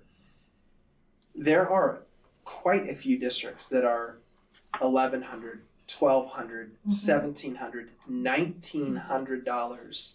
So we're not asking for the moon. We're asking for kind of the bare minimum to stay competitive with the bottom quartile of the county. And I think that's it's a reasonable and respectful ask. And it's, you know, anytime you ask people to increase their taxes, folks are gonna have thoughts. I do think that capping somewhere and respecting the pain threshold that businesses are experiencing with tariffs and stagflation, which is probably going to be more of a reality than anything, which is horrific for the economy and for businesses, to ensure that we also want to keep our local businesses thriving, and maybe find somewhere in that formula to whatever it is, to shout out to them to show that they'll be capped or something like that. I don't know if that's a possibility. I think a cap would also I think it's also a simple messaging for people who think the sky is falling, that they're gonna be charged $2 bazillion more dollars than they are now. If there's a cap, I think it's a good bring the temperature down on freak out kind of messaging. It also shows that we're thinking beyond ourselves. We're thinking about the community. This is about, if we're gonna say that this can affect you in our community, let's think about the community as a whole, right? And we may have to crunch some numbers to just show what we might be losing with a cap, but we might be gaining a passage of a measure, right? You could also just adjust your per square foot might go up. Per square foot up. Yeah. Because you're gonna cap X number of But persons. I think this is an important piece. I think as an educator of 20 years, my, expertise is in schools and teaching and learning. So when I think about what makes a community valuable to a prospective homeowner, first thing I think about is schools, right? And in the conversations I had last year, it kind of helped me expand the way I was thinking, because I think you're spot on, Chris. Like, why would someone move to San Anselmo or Fairfax? It's the downtowns, it's the businesses, it's the recreation, and it's the schools. Yep. So this overlap between a chamber of commerce and a school district is really important, because you're not going to move to a place that has good schools, but there's nowhere to go out to dinner or, buy something that you want. But we're lucky here in Fairfax and San Antonio to have great downtowns and phenomenal schools, and that's why people want to live here.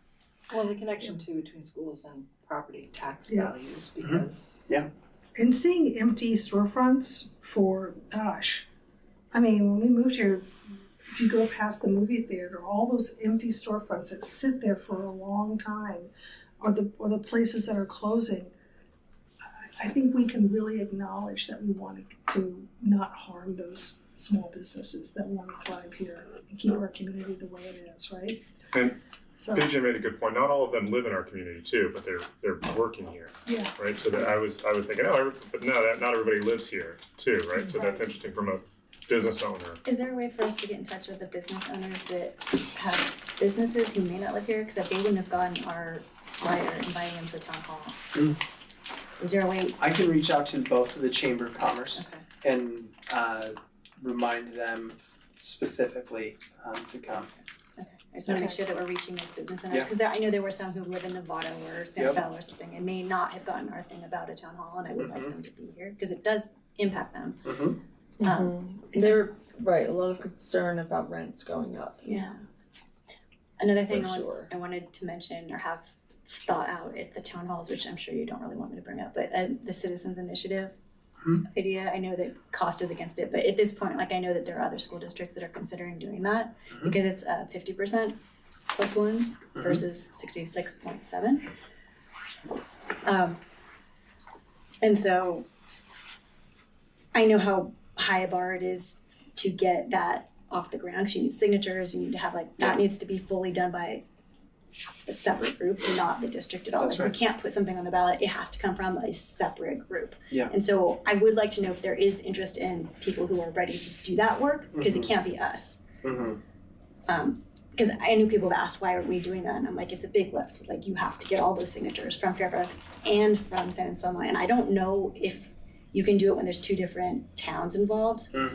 So that might be another. we actually have 3 municipalities. We have Fairfax and we have unincorporated. So So I think there's know if something we around can. doing that makes it a no-go. Okay. because you have so many different municipalities. So that may be something we need to look at, see if we're even eligible for that before. But if we are eligible, I would like to have a town hall where people can discuss that option and see if there's interest in Knowing that, particularly. having that information is, valuable. And the FAQ of what it would take. Yeah, and I think it may be true that we can't do it with different municipalities. I think it makes it much more difficult, and then I had a couple conversations with some other trustees in other communities as well, and they had a sense of if there were a group of citizens that wanted to do it, they would also need to be ready to fight a lawsuit, and it would be them that would have to fight the lawsuit, not us, the district, because we're not the ones doing it, and that there would be countervailing entities that might file legal something or another. So It sounds enticing. I know. I just don't want us to totally ignore it, because I know people are people have already asking me. I don't want to. I want them to have answers, so it's not just me saying it. I'll have that. All right, thank you. the idea of people just completely needing to start from ground zero, 101, ed funding 101, as prep, I know there's lots of other stuff we need to do, but it seems like maybe there's still some, I don't know how we do that kind of just basic education. I'm gonna use the same slides that I had last year that start with the little buckets that have the basic aid and the LCFF and go over that. I'm gonna have that inverted curve. We just actually updated those numbers today. I was even thinking it's even more basic, that answers like, we're not funded by the lottery, and I don't know, but I was wondering if we even need to have a preamble to all of that, that's even more basic. Here's how the state funds public education, I don't know, just a thought, if there are really people who have. I think the average citizen that might be 70 years old who hasn't had kids in school systems in a long time, I mean, school funding is complex, and you do think it's the lottery that does it. The lottery's like a tiny smidge of our budget. It's really property taxes and parcel taxes and some state funds and some federal funds, and it's, you know, But even the whole marijuana legalization was supposed to put our school systems over the top. Oh, AI is gonna solve it. Yeah. I mean, that never happened. This brings up a good point. So, okay, so all of the marketing, or the flyer went out. So 9 people, or 8 people have RSVP. Okay, so. Is that for one or for both total? Total. That's So not great. There's 7, or there's 6 at one and 2 at another. I got mine. Did you guys see yours? I got mine. Yesterday, right? What is today? Or, I got mine too. I got mine yesterday. They should be in your mailboxes now. Okay. I got an email about our newsletter that came out as well. How else can we help get community there? I think we may need to spend a little bit of energy on that. And I think this is the core issue is we've posted on Nextdoor, we've posted on Instagram, we've sent a paper flyer to every single home in Fairfax and San Anselmo. We've talked about it at 3 board meetings in a row now. And there's still gonna be a ton of people that have no idea it's happening. We need a TikTok craze. That's what we need. We need to turn this into a TikTok craze. Is there any way you can get specific information on people who didn't vote and just like, hey, you didn't vote, it didn't pass, come to a meeting and figure out how to make it work. We're gonna assume that you love your schools. I don't know. Yeah, I think that's why, at first I was not gonna send a flyer out to every single home in the community because I felt like we've mentioned it 3 times now. I've put it in Parent Square, we've put it on Instagram, we've put it's out there in the community.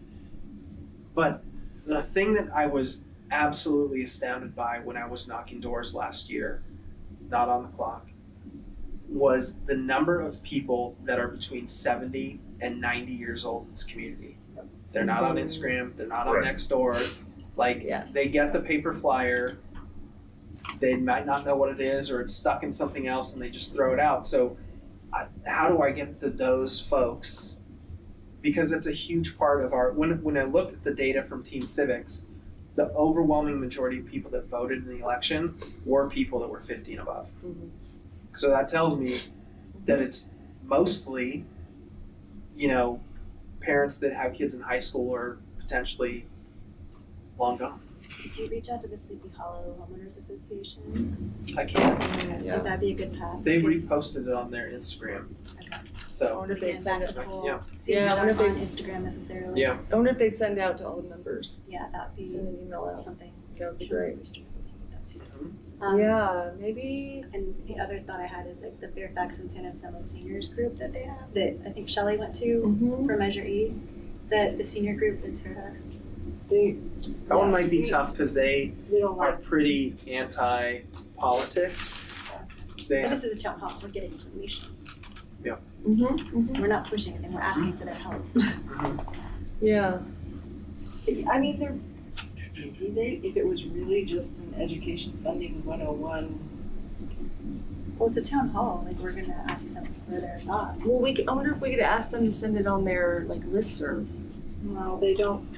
If it has anything to do with something that you're voting on, they just want to stay far away. Even if it's just There's no information. voting yet. Yeah. Yeah. I mean, if you have any other people, that's the core of the issues. Yeah. How do we? Yeah. And what we found last year, walking and knocking was what worked. And I don't really have the time to knock everyone's door for the town hall attendance, but maybe. Can I make a bunch of copies of my flyer and just go post them at the businesses? Maybe I'll do that. Yeah. Yeah. We just need to get as many people to come and get that information as possible. that are not part of our RVSD, families, because those people are going to get all the information. We've learned that. Okay. Okay, I think just the two big questions that I'm going to try to answer in the next 4 meetings with the town halls and the working group are kind of this question around per parcel, per square foot, with a cap, what recommendation do you have there? And a little bit around the increase, and then kind of getting folks input on messaging, but also like, what's the lane? Who do we need to talk to? Who should we reach out to? That'll be like another component of the working group.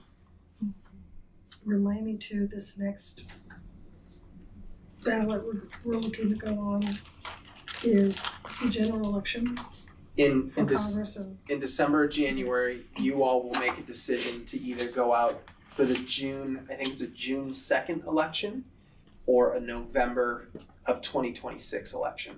and so neither is a special election because we're No, looking to. they're both statewide elections, Right, okay. absolutely. So there'll be other things on the ballot. Mhm. Okay. And that's part of the feedback that we got. Yep, Right? that was the big push on the no move. Okay. Yeah. When is the statewide redistricting special ballot? It's this November.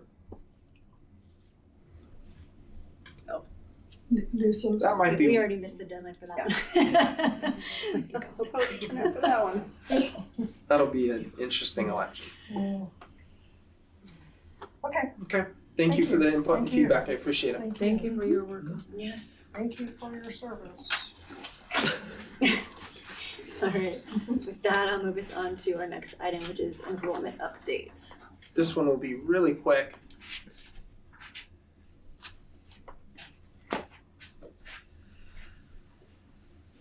So what we've been doing is we've actually been taking attendance and enrollment numbers from day 1 all the way to day 10 here, and scroll all the way down there to the bottom, day 10. This was, I believe, Tuesday? Yeah, it was Tuesday. And right now our enrollment is at 1720, which is great. And our attendance was actually at 1653, which is kind of in the high 90s, 96%, 97%. But you can see just the day before that, which was the day, I think that was that might have been the Friday. Yeah. The Friday. And Labor Day. you can see that, People. a lot of people took off for a 4-day vacation instead of a 3-day vacation. So, 10-day low. you see 1606 there. Remember, that's $75 per student per day. So when we miss that many students, it ends up being a good chunk of change that the district doesn't get when it's funded by the state. So overall, we're doing pretty good. Most of our days have been about 97%, 96%, which is kind of our target goal. The last 3 years, we've gone from 93 to 94 to 95%. So we're on the upswing in terms of our attendance rates. I'd love for us to get to 96% this year. And we are seeing an uptick in enrollment. A lot of that has to do with TK because we expanded TK. But overall, we're at 1720. And I think last year we were at 1683 or 84, right in that zone. So overall, we're doing pretty good. And I sent out a parent square a couple weeks ago. Our teachers have done a really wonderful job messaging at back to school night about attendance so far, and so have our principals. So we're trying to keep the messaging out that, attendance is important first and foremost for academic achievement and social emotional development. It's really critical for those. There's lots of research out there that shows being at school helps you develop social skills and helps you with better high school graduation rates. And in our case, it also helps us with our funding. So it's a win-win when your kids are here at school. Obviously, if they're, they've got a high fever or they're throwing up, they should stay at home. But, my mom sent me to school because she had to go to work. Sorry, a little NyQuil. Exactly. Any any percentages of chronic absenteeism in those numbers there? I can get that data for you Interesting.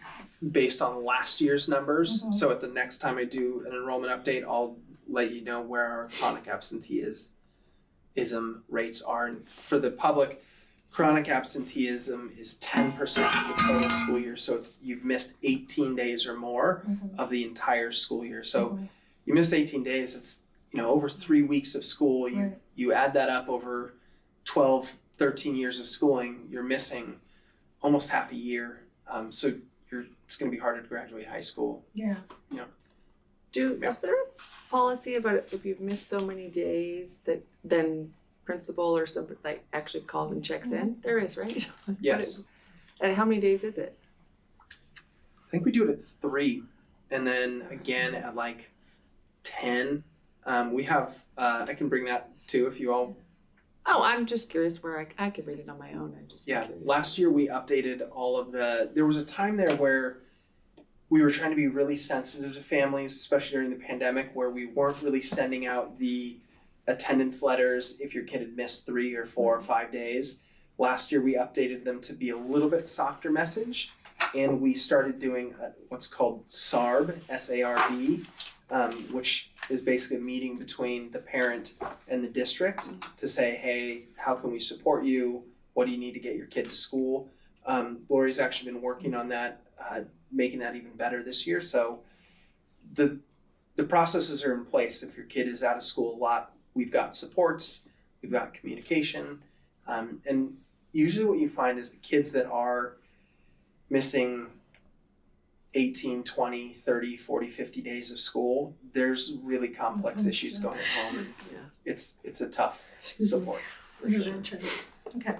And right now we are forming, there's an attendance sort of playbook that we're putting together, and we're forming a student attendance review board team to have those meetings with families as well as drive the policy initiatives made up of principals, some staff members, and if anybody's interested, let me know. Do we have more I was questions? gonna say that last year you had a graphic where you showed the attendance and how it like dipped on certain days, and it was very clearly connected to this phenomenon here. Like, here's the day before, Rush Russian holiday, and here's the day before, blah, blah. And I thought that was very. It's almost like show don't tell. You can almost put that in front of somebody and say, here's where we're noticing a significant amount. And like, even if you had little bubbles on those that said the day before Labor Day, enjoy your 4-day weekend. It cost us this much, or whatever. I think that was, useful. Yeah, we definitely encourage families. The good news is school is out a lot, right? You've got ski week and midwinter break and Thanksgiving and summer and 3-day weekends here and there. So there's lots of opportunity for families to take good chunks of vacation within that calendar. We understand sometimes things happen and you gotta do what you gotta do, but to the extent you can stay within those boundaries, it really helps your student out and helps us out. But people, come Veterans Day, we'll see our attendance go down the day before or the day after. Yep. Gotta make that skiing. Okay, that's all I have. Thank you. Do you have any public comment on this item? I do wonder if we should have make the independent study more known to people. Sometimes people do have to for whatever reasons, but I think that part that you can apply for independent studies. But is it a lot of work for our teachers to do in addition? Daniel. Sorry. Sorry. Go ahead. We're a community here. Sorry. Sorry. Yeah, All she's making her rules. public comment. Sorry to interrupt. Please. Yeah, it's just like I know it's not ideal, but if it helps with the money, perhaps people need to know about it. I think very few people know about that. If they're already going to leave anyway, then at least we can get the money. I was with the Manor teachers this afternoon having ice cream with them, which was really nice. And they were I'm sorry. Wait, So how come he doesn't get the same treatment? Any other Barely. public I mean, that was comments? like Do you have any further public comments? No. Okay. Yeah. Okay. No. Go ahead. I just think when we're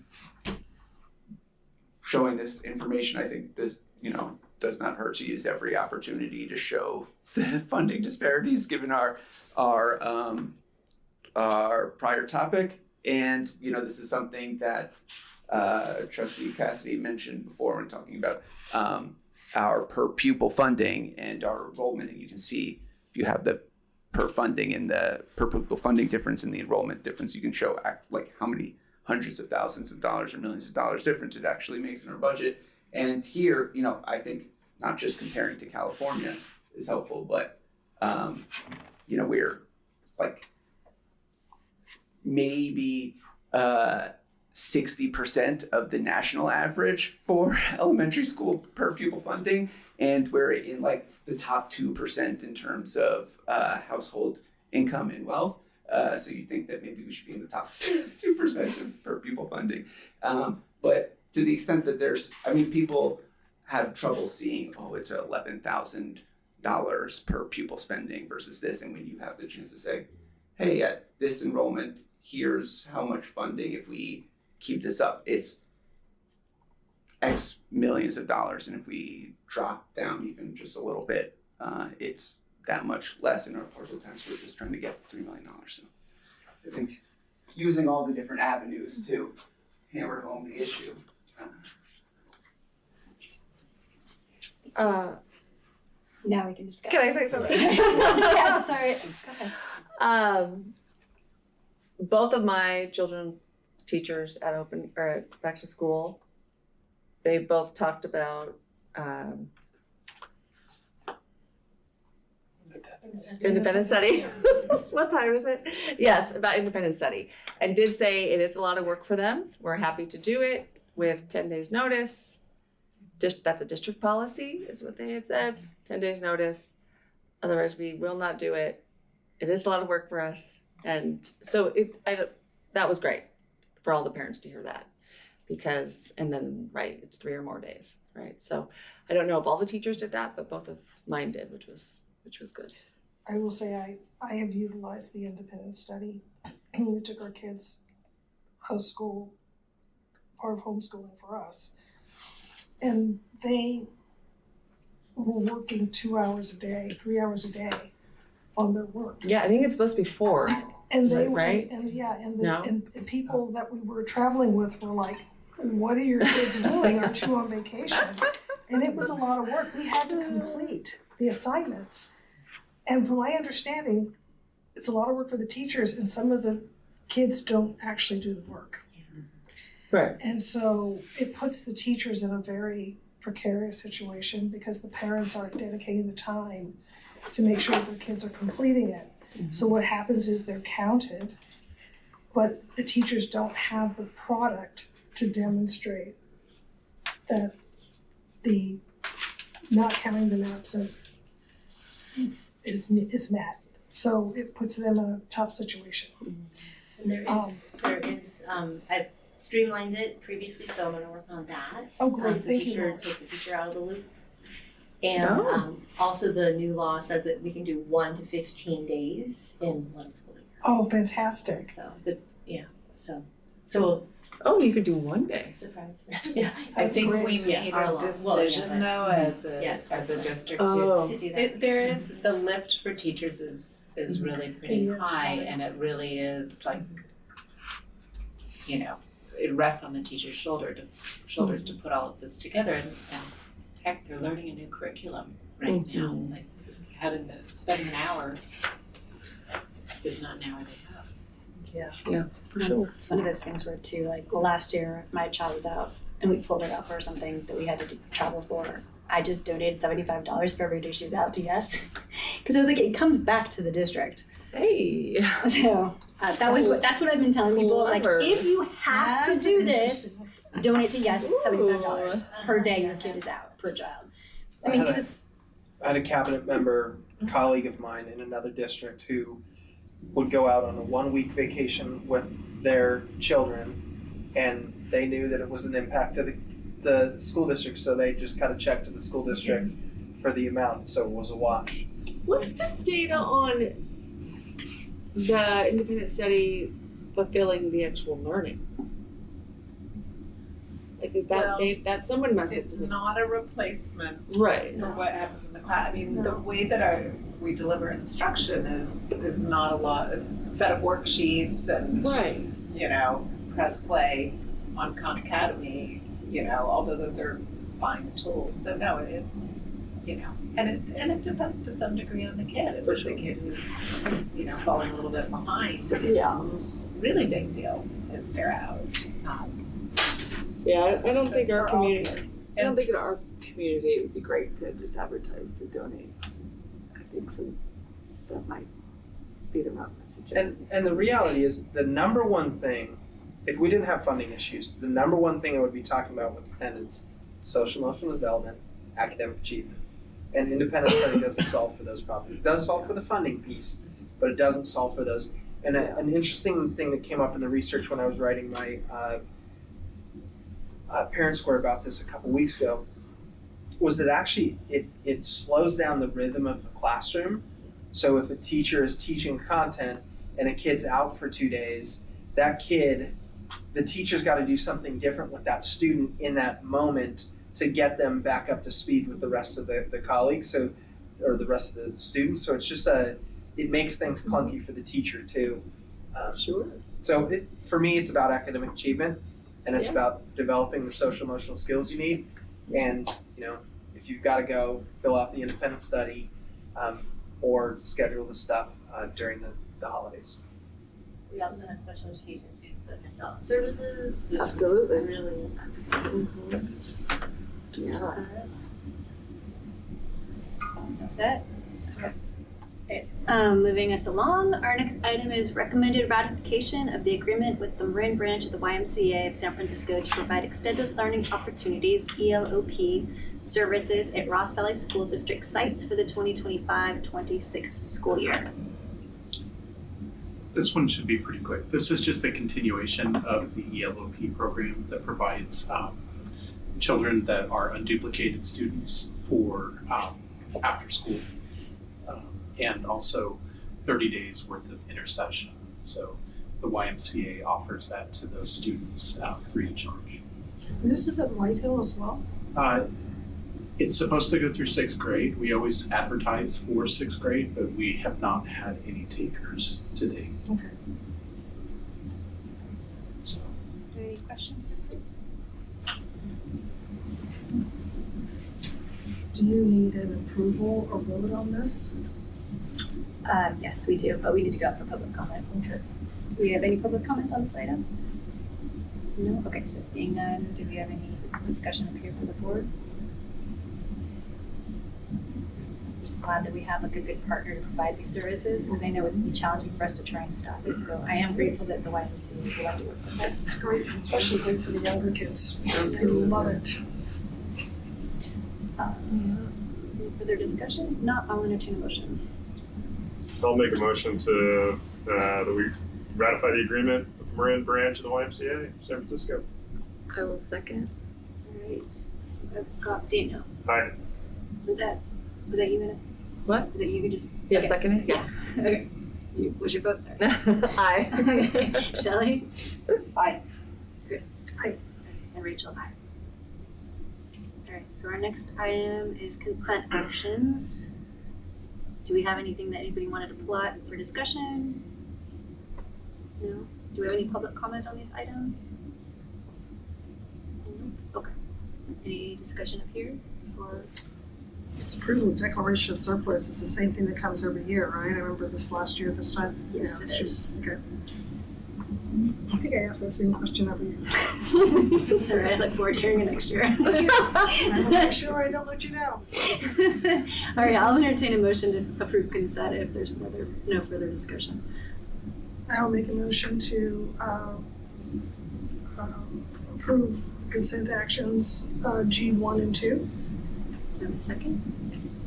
I'll second. Great, so Chris? Aye. Daniel? Aye. Anna? Aye. Shelley? Aye. All right, and Rachel, aye. So consent is approved. Our next item is board business, committee updates and reports from and announcements by trustees.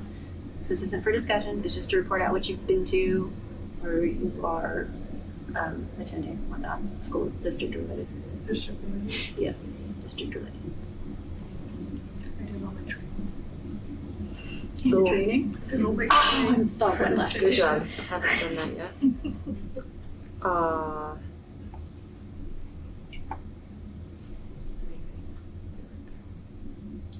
I don't have any committee updates yet. I went to back to school night for Wade Thomas. It was great. It was fun to go in and see. They do it interesting. So they do like the TK through 2 grades, and then they have like an assembly for all the parents to come to, and then they do 3 through 5. So the little ones can go home early theoretically. But it was lovely to get into all the classrooms that they had. Listen to how they were all presenting things in the different classrooms, and it was very uniform. I heard every single one that I went into, at least when I caught it in their part in their presentation, all mentioning like how important it was for their kids to attend school as much as they possibly could. Yeah. So that was a really uniform message all across the school, and then it was reinforced at the assembly. So that was really, really, it was nice to see that they were putting such an emphasis on it. And it wasn't from a financial perspective. It was like a complete, like, we want your child in our classroom because it makes it whole kind of vibe. So it was just really nice to see them emphasizing that. I went to the Yes notebooks and whatever that notebooks and something event. It was one of the a fundraiser that they do Yeah. nibbles Yep. notebooks and Yep. anyway, it was fun. It was at a family's home and catered and fancy and lovely. It was very fun.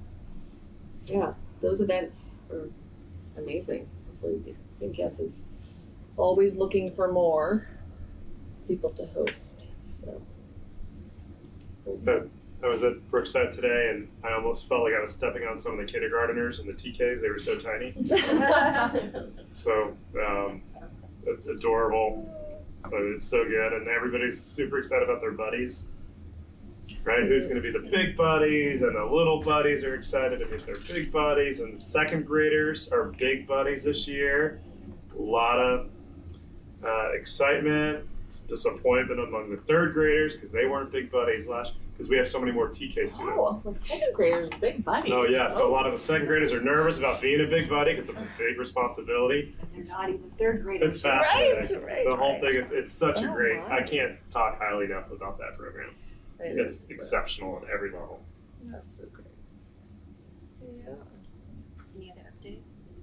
All right. So, any public comment on this item? No? All right, no discussion. All right, so moving on, I've got approval of regular meeting minutes for August 6, 2025. Any questions, comments, changes? No? Do we have any public comment on this item?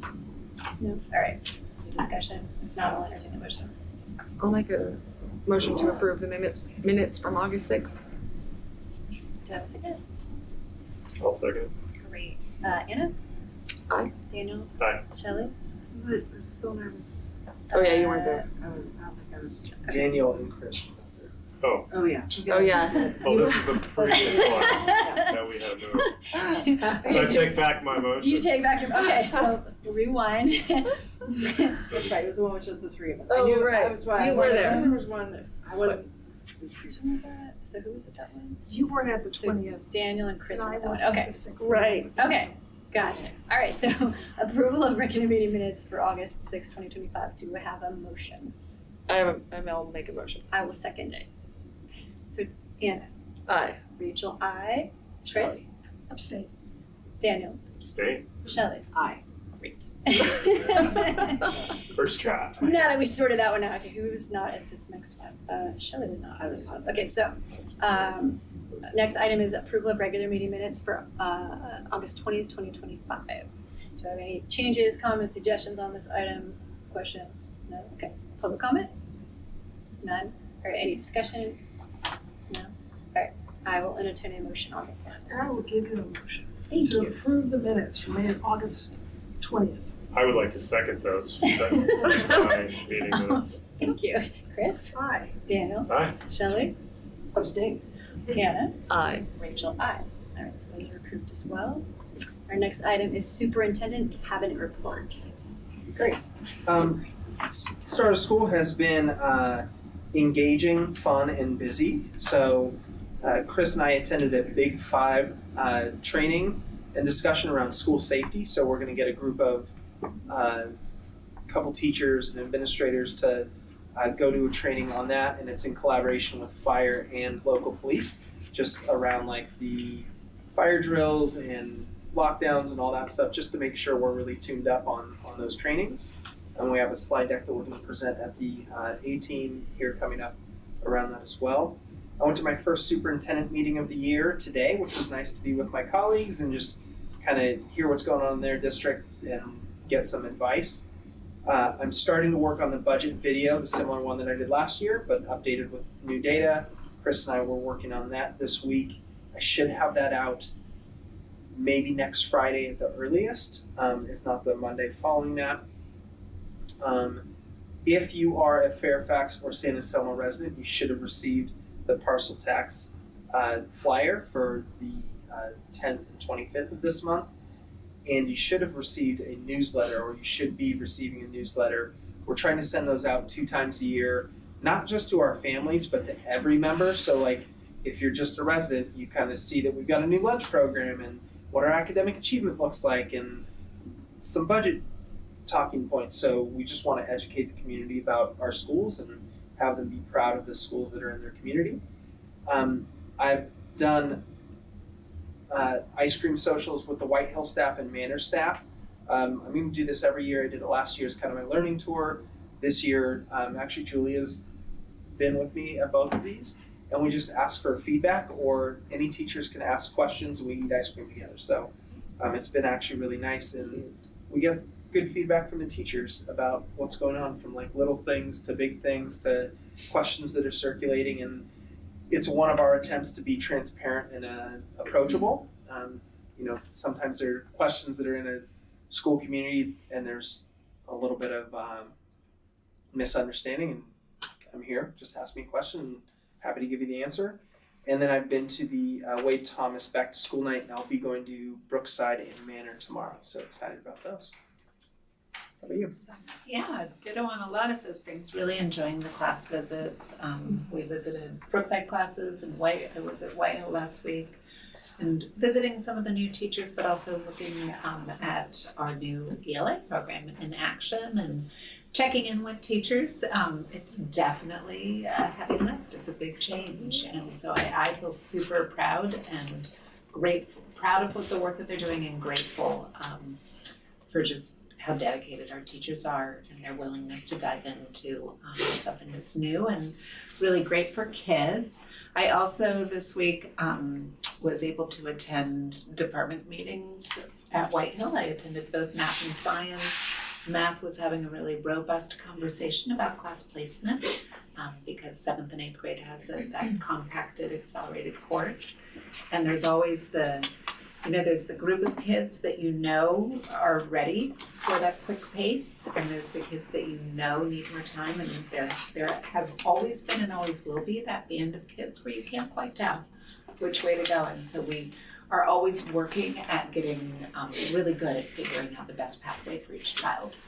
And then science department is at the moment doing kind of a soft pilot of a science curriculum called Open Sci Ed, which is actually a fantastic curriculum. 6th grade is kind of taking the leap first, but I think all grade levels will probably be piloting it this week. Archie science teachers are using the high school version as well. So it's nice to see a program that has really strong alignment with the science standards and GSS, but also is just super hands-on and investigative and exciting and engaging for kids. So that's kind of neat and exciting. And yeah, back to school nights, which are always just a joyful event. All right, so special ed team is off and running. The first 2 weeks of school, most of our service providers were just using that time to schedule services, reach out to families, review goals of students, make sure that everything's in place. And so they did kick off services this week. Our resource teachers, our occupational therapists, our speech teachers, and so all those services are happening. We are one position short of being fully staffed in special education. We are really excited because we're so close. So this is good news. So Julia's been helping out a lot with this too, and so we're sort of tag teaming up with all of our teams trying to get interviews in and stuff, and so that looks really good. And then for myself, I've been out and about in the schools, looking at all of our SPED programs, meeting with principals, doing walkthroughs, looking at some of our kiddos, and just sort of getting a lay of the land now that the kids are back, and just to see all the services and programs that we offer. And then our special advisory committee, the first meeting is on September the 23rd at 5:30. So all of that information just went out to our SPED team or to the committee. And then we're also recruiting a couple of new members because some people dropped off. So, and thank you for the two of you who are, I don't remember who, but you for joining that committee. And then finally, last board meeting, you all approved Language Line, and it is getting rave reviews. Within the first couple hours of me putting the folder out to all of our staff, an office assistant reached out and was so excited because she was able to reach out to a family who was Spanish speaking. Heather. Heather Brookside. No, not. Oh, I think she did use it too. Oh, she did use it too. Yes, and there's just so many that are coming in that are talking about that. So it was actually Laura at Manor, and it's super easy to use, and people are using it already, and just so excited about it. So thank you so much for your support approving that, and so that we can build better connections with our families. It's wonderful. Yeah, thank you. That's it.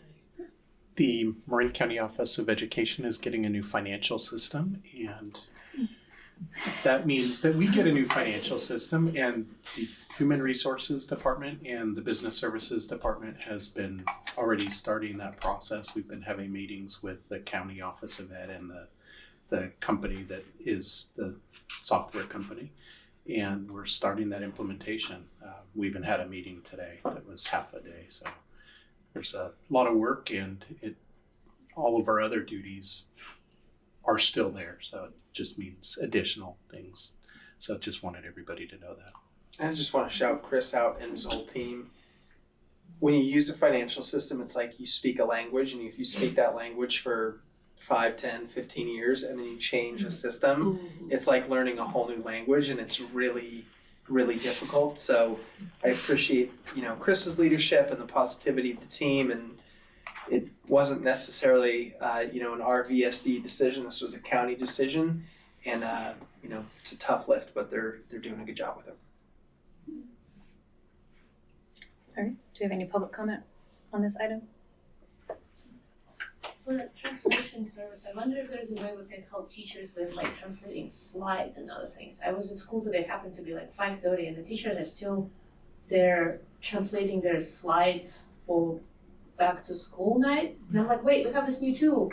And they're like, well, it's not gonna work for this. I wonder if there's other ways we can support that teachers with that.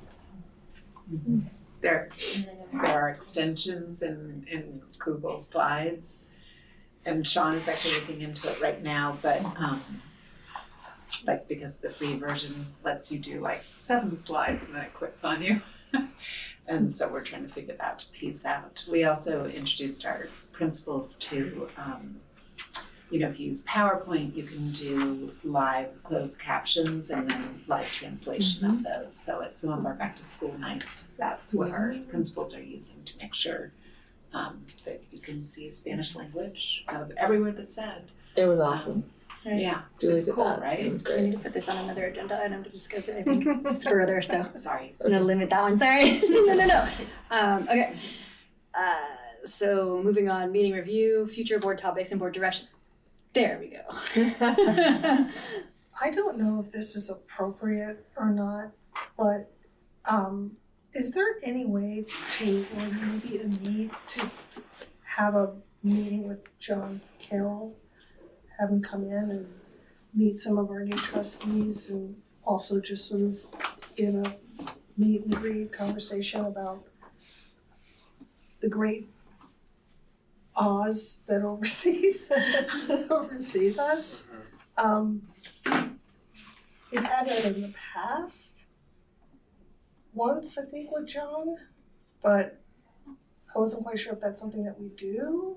He came because of the professionals. Okay. Because the county was trying to negotiate or help them out. That's right. So that's why he was here. But do we ever meet with him? And We haven't. yeah, I don't know if that's. No, I mean, he came when he swore us in when we Yeah, were like, elected, I which don't is kind of know. cool. But no, he doesn't usually come and like shake hands and Yeah, I don't know. choose. Like I said, I don't know if it's something that maybe it's something that we don't do, but we do. But if you go to the Warren County School Boards Association thing, you could do it there. I could do it. We could do it there. Yeah. I don't know. I can talk to John. It's not a, it's not a make or break. It's just like I was like, oh, I see him on his bike, Marin County School Board Association breakfast. School breakfast Yes, is coming up, and it's open to anyone. Yes, I got the invitation. Unfortunately, my work is taking up a lot of my life. Yeah, I didn't get an invitation. Yeah, will you forward me that invitation? Why didn't I Or we get all- it? Yeah, I don't know that I've got the I'm sure Feeling that's- left out. I got it. Alright. I have something I didn't mention before. I'm gonna do it now. Is this tell for me if I future board topics No. or direction? No. Sorry. You shouldn't have asked. You should have just spit it out. I should real have. quickly. It's about last meeting. Something I forgot to mention. Oh well. I'll tell you next time. Sorry. It's not a big deal. Alright. Any other future board topics or board direction that we would like to give? Oh, I would like an update on the wasp situation. I just thought of that. Wasp. Yeah. Yes. Is there something specific you're looking for? Oh, just if it's getting better, really. And what action is happening as far as long-term, mitigation and Yeah, I can include that in my next update. Superintendent update. Great. Yeah. Yeah, because I remember there was public here. It was a big problem the last meeting. So My sixth grader said that her pizza attracted quite a few yellow jackets, but not her peanut butter and jelly sandwich. yes, no meat is my kid's rule. No meat at lunch. Speaking of lunches. Wait. Yeah, we gotta. But wait, there was one other thing. Is this board topic, future board topic or direction? I did that just to. There was Just to tweak my nose. Just to get your blood pressure. Shelly has one. I was wondering, along the lines of Chris, you asking if John Carroll County Superintendent might come or does come to kind of do like a, hey, here's the state of the countywide, but also wondering things like, do the superintendents talk about having common tools for like Education Funding 101? We can't be the only ones having this. Like, are there other things that you see or that we can't be the only district having this conversation around, like benchmarking with teachers? I mean, you've done a lot of benchmarking work, but are there other common resources that you see in these conversations, or is that something that we could put that request out to the County Office of Education of saying, hey, we have this, are there other districts that would like Or the a E2, video? The E2 committee? Like that would go to the E2 committee. I know sometimes it's like, does it go to E2, does it go to superintendent's monthly gathering? There are some things, but they're pretty small. Like for instance, there's the Mahmood versus Taylor ruling at the Supreme Court, which is the opt-out of LGBTQ plus teaching in schools. There's a form the whole county is going to use and an approach that all of our superintendents are going to use. So there are like little things like that, but nothing on budget. I mean, people are having budget issues, but they're very different budget issues than what we're having. I think Miller Creek is probably the only other district that's like really close to where we're at.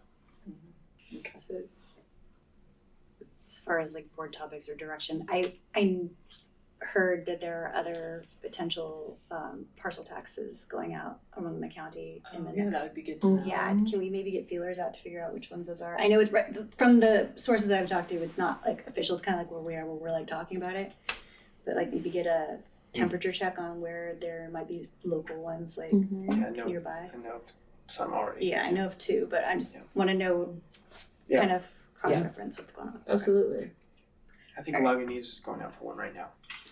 On a Well, special. yeah, also if it's, the Especially specifics Tam. of it, what is the, Tam's not going out. Do we know anything? Oh, can't talk about that. Future board topics. So Future to board know. topics and Future board board direction. topics to know. Exactly. All right, meeting debrief. You did? Great. Rachel, you need to do a better job of keeping us on track. I mean, it's the start of the year, and That sounds like Oh my I'm goodness. All right.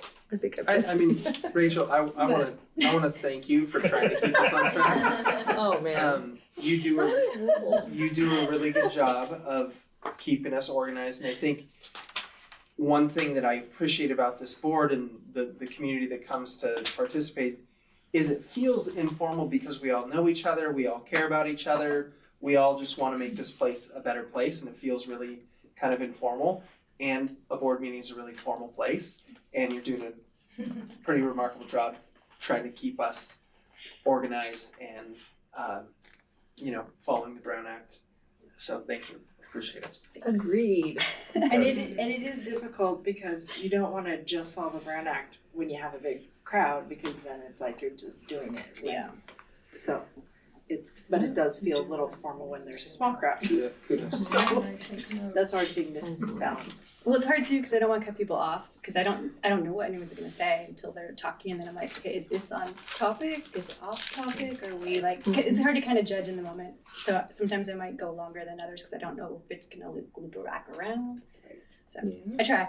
But I think I'm always gonna get if it we right. all kind of keep in mind that there's presentation, public comment, or presentation, questions from the board, public comment, and then discussion, and we just like keep that framework in mind, it might make your job a little easier. Did I do better this week though? Should we make a Yes. sign that we like flip through? Presentation. Q&A. Fold it up. All right. I tried to say it at the very beginning, but I'll say it again next time too. All right. You don't need a motion to do we have any public comment on any, sorry. We have public comment on the, see if I already messed up. Public comment on the meeting debrief. No public comment, okay. And a motion to continue the meeting past 10:30 we do not need, because it is only 9:26, and so 9:26 I'm going to adjourn our meeting.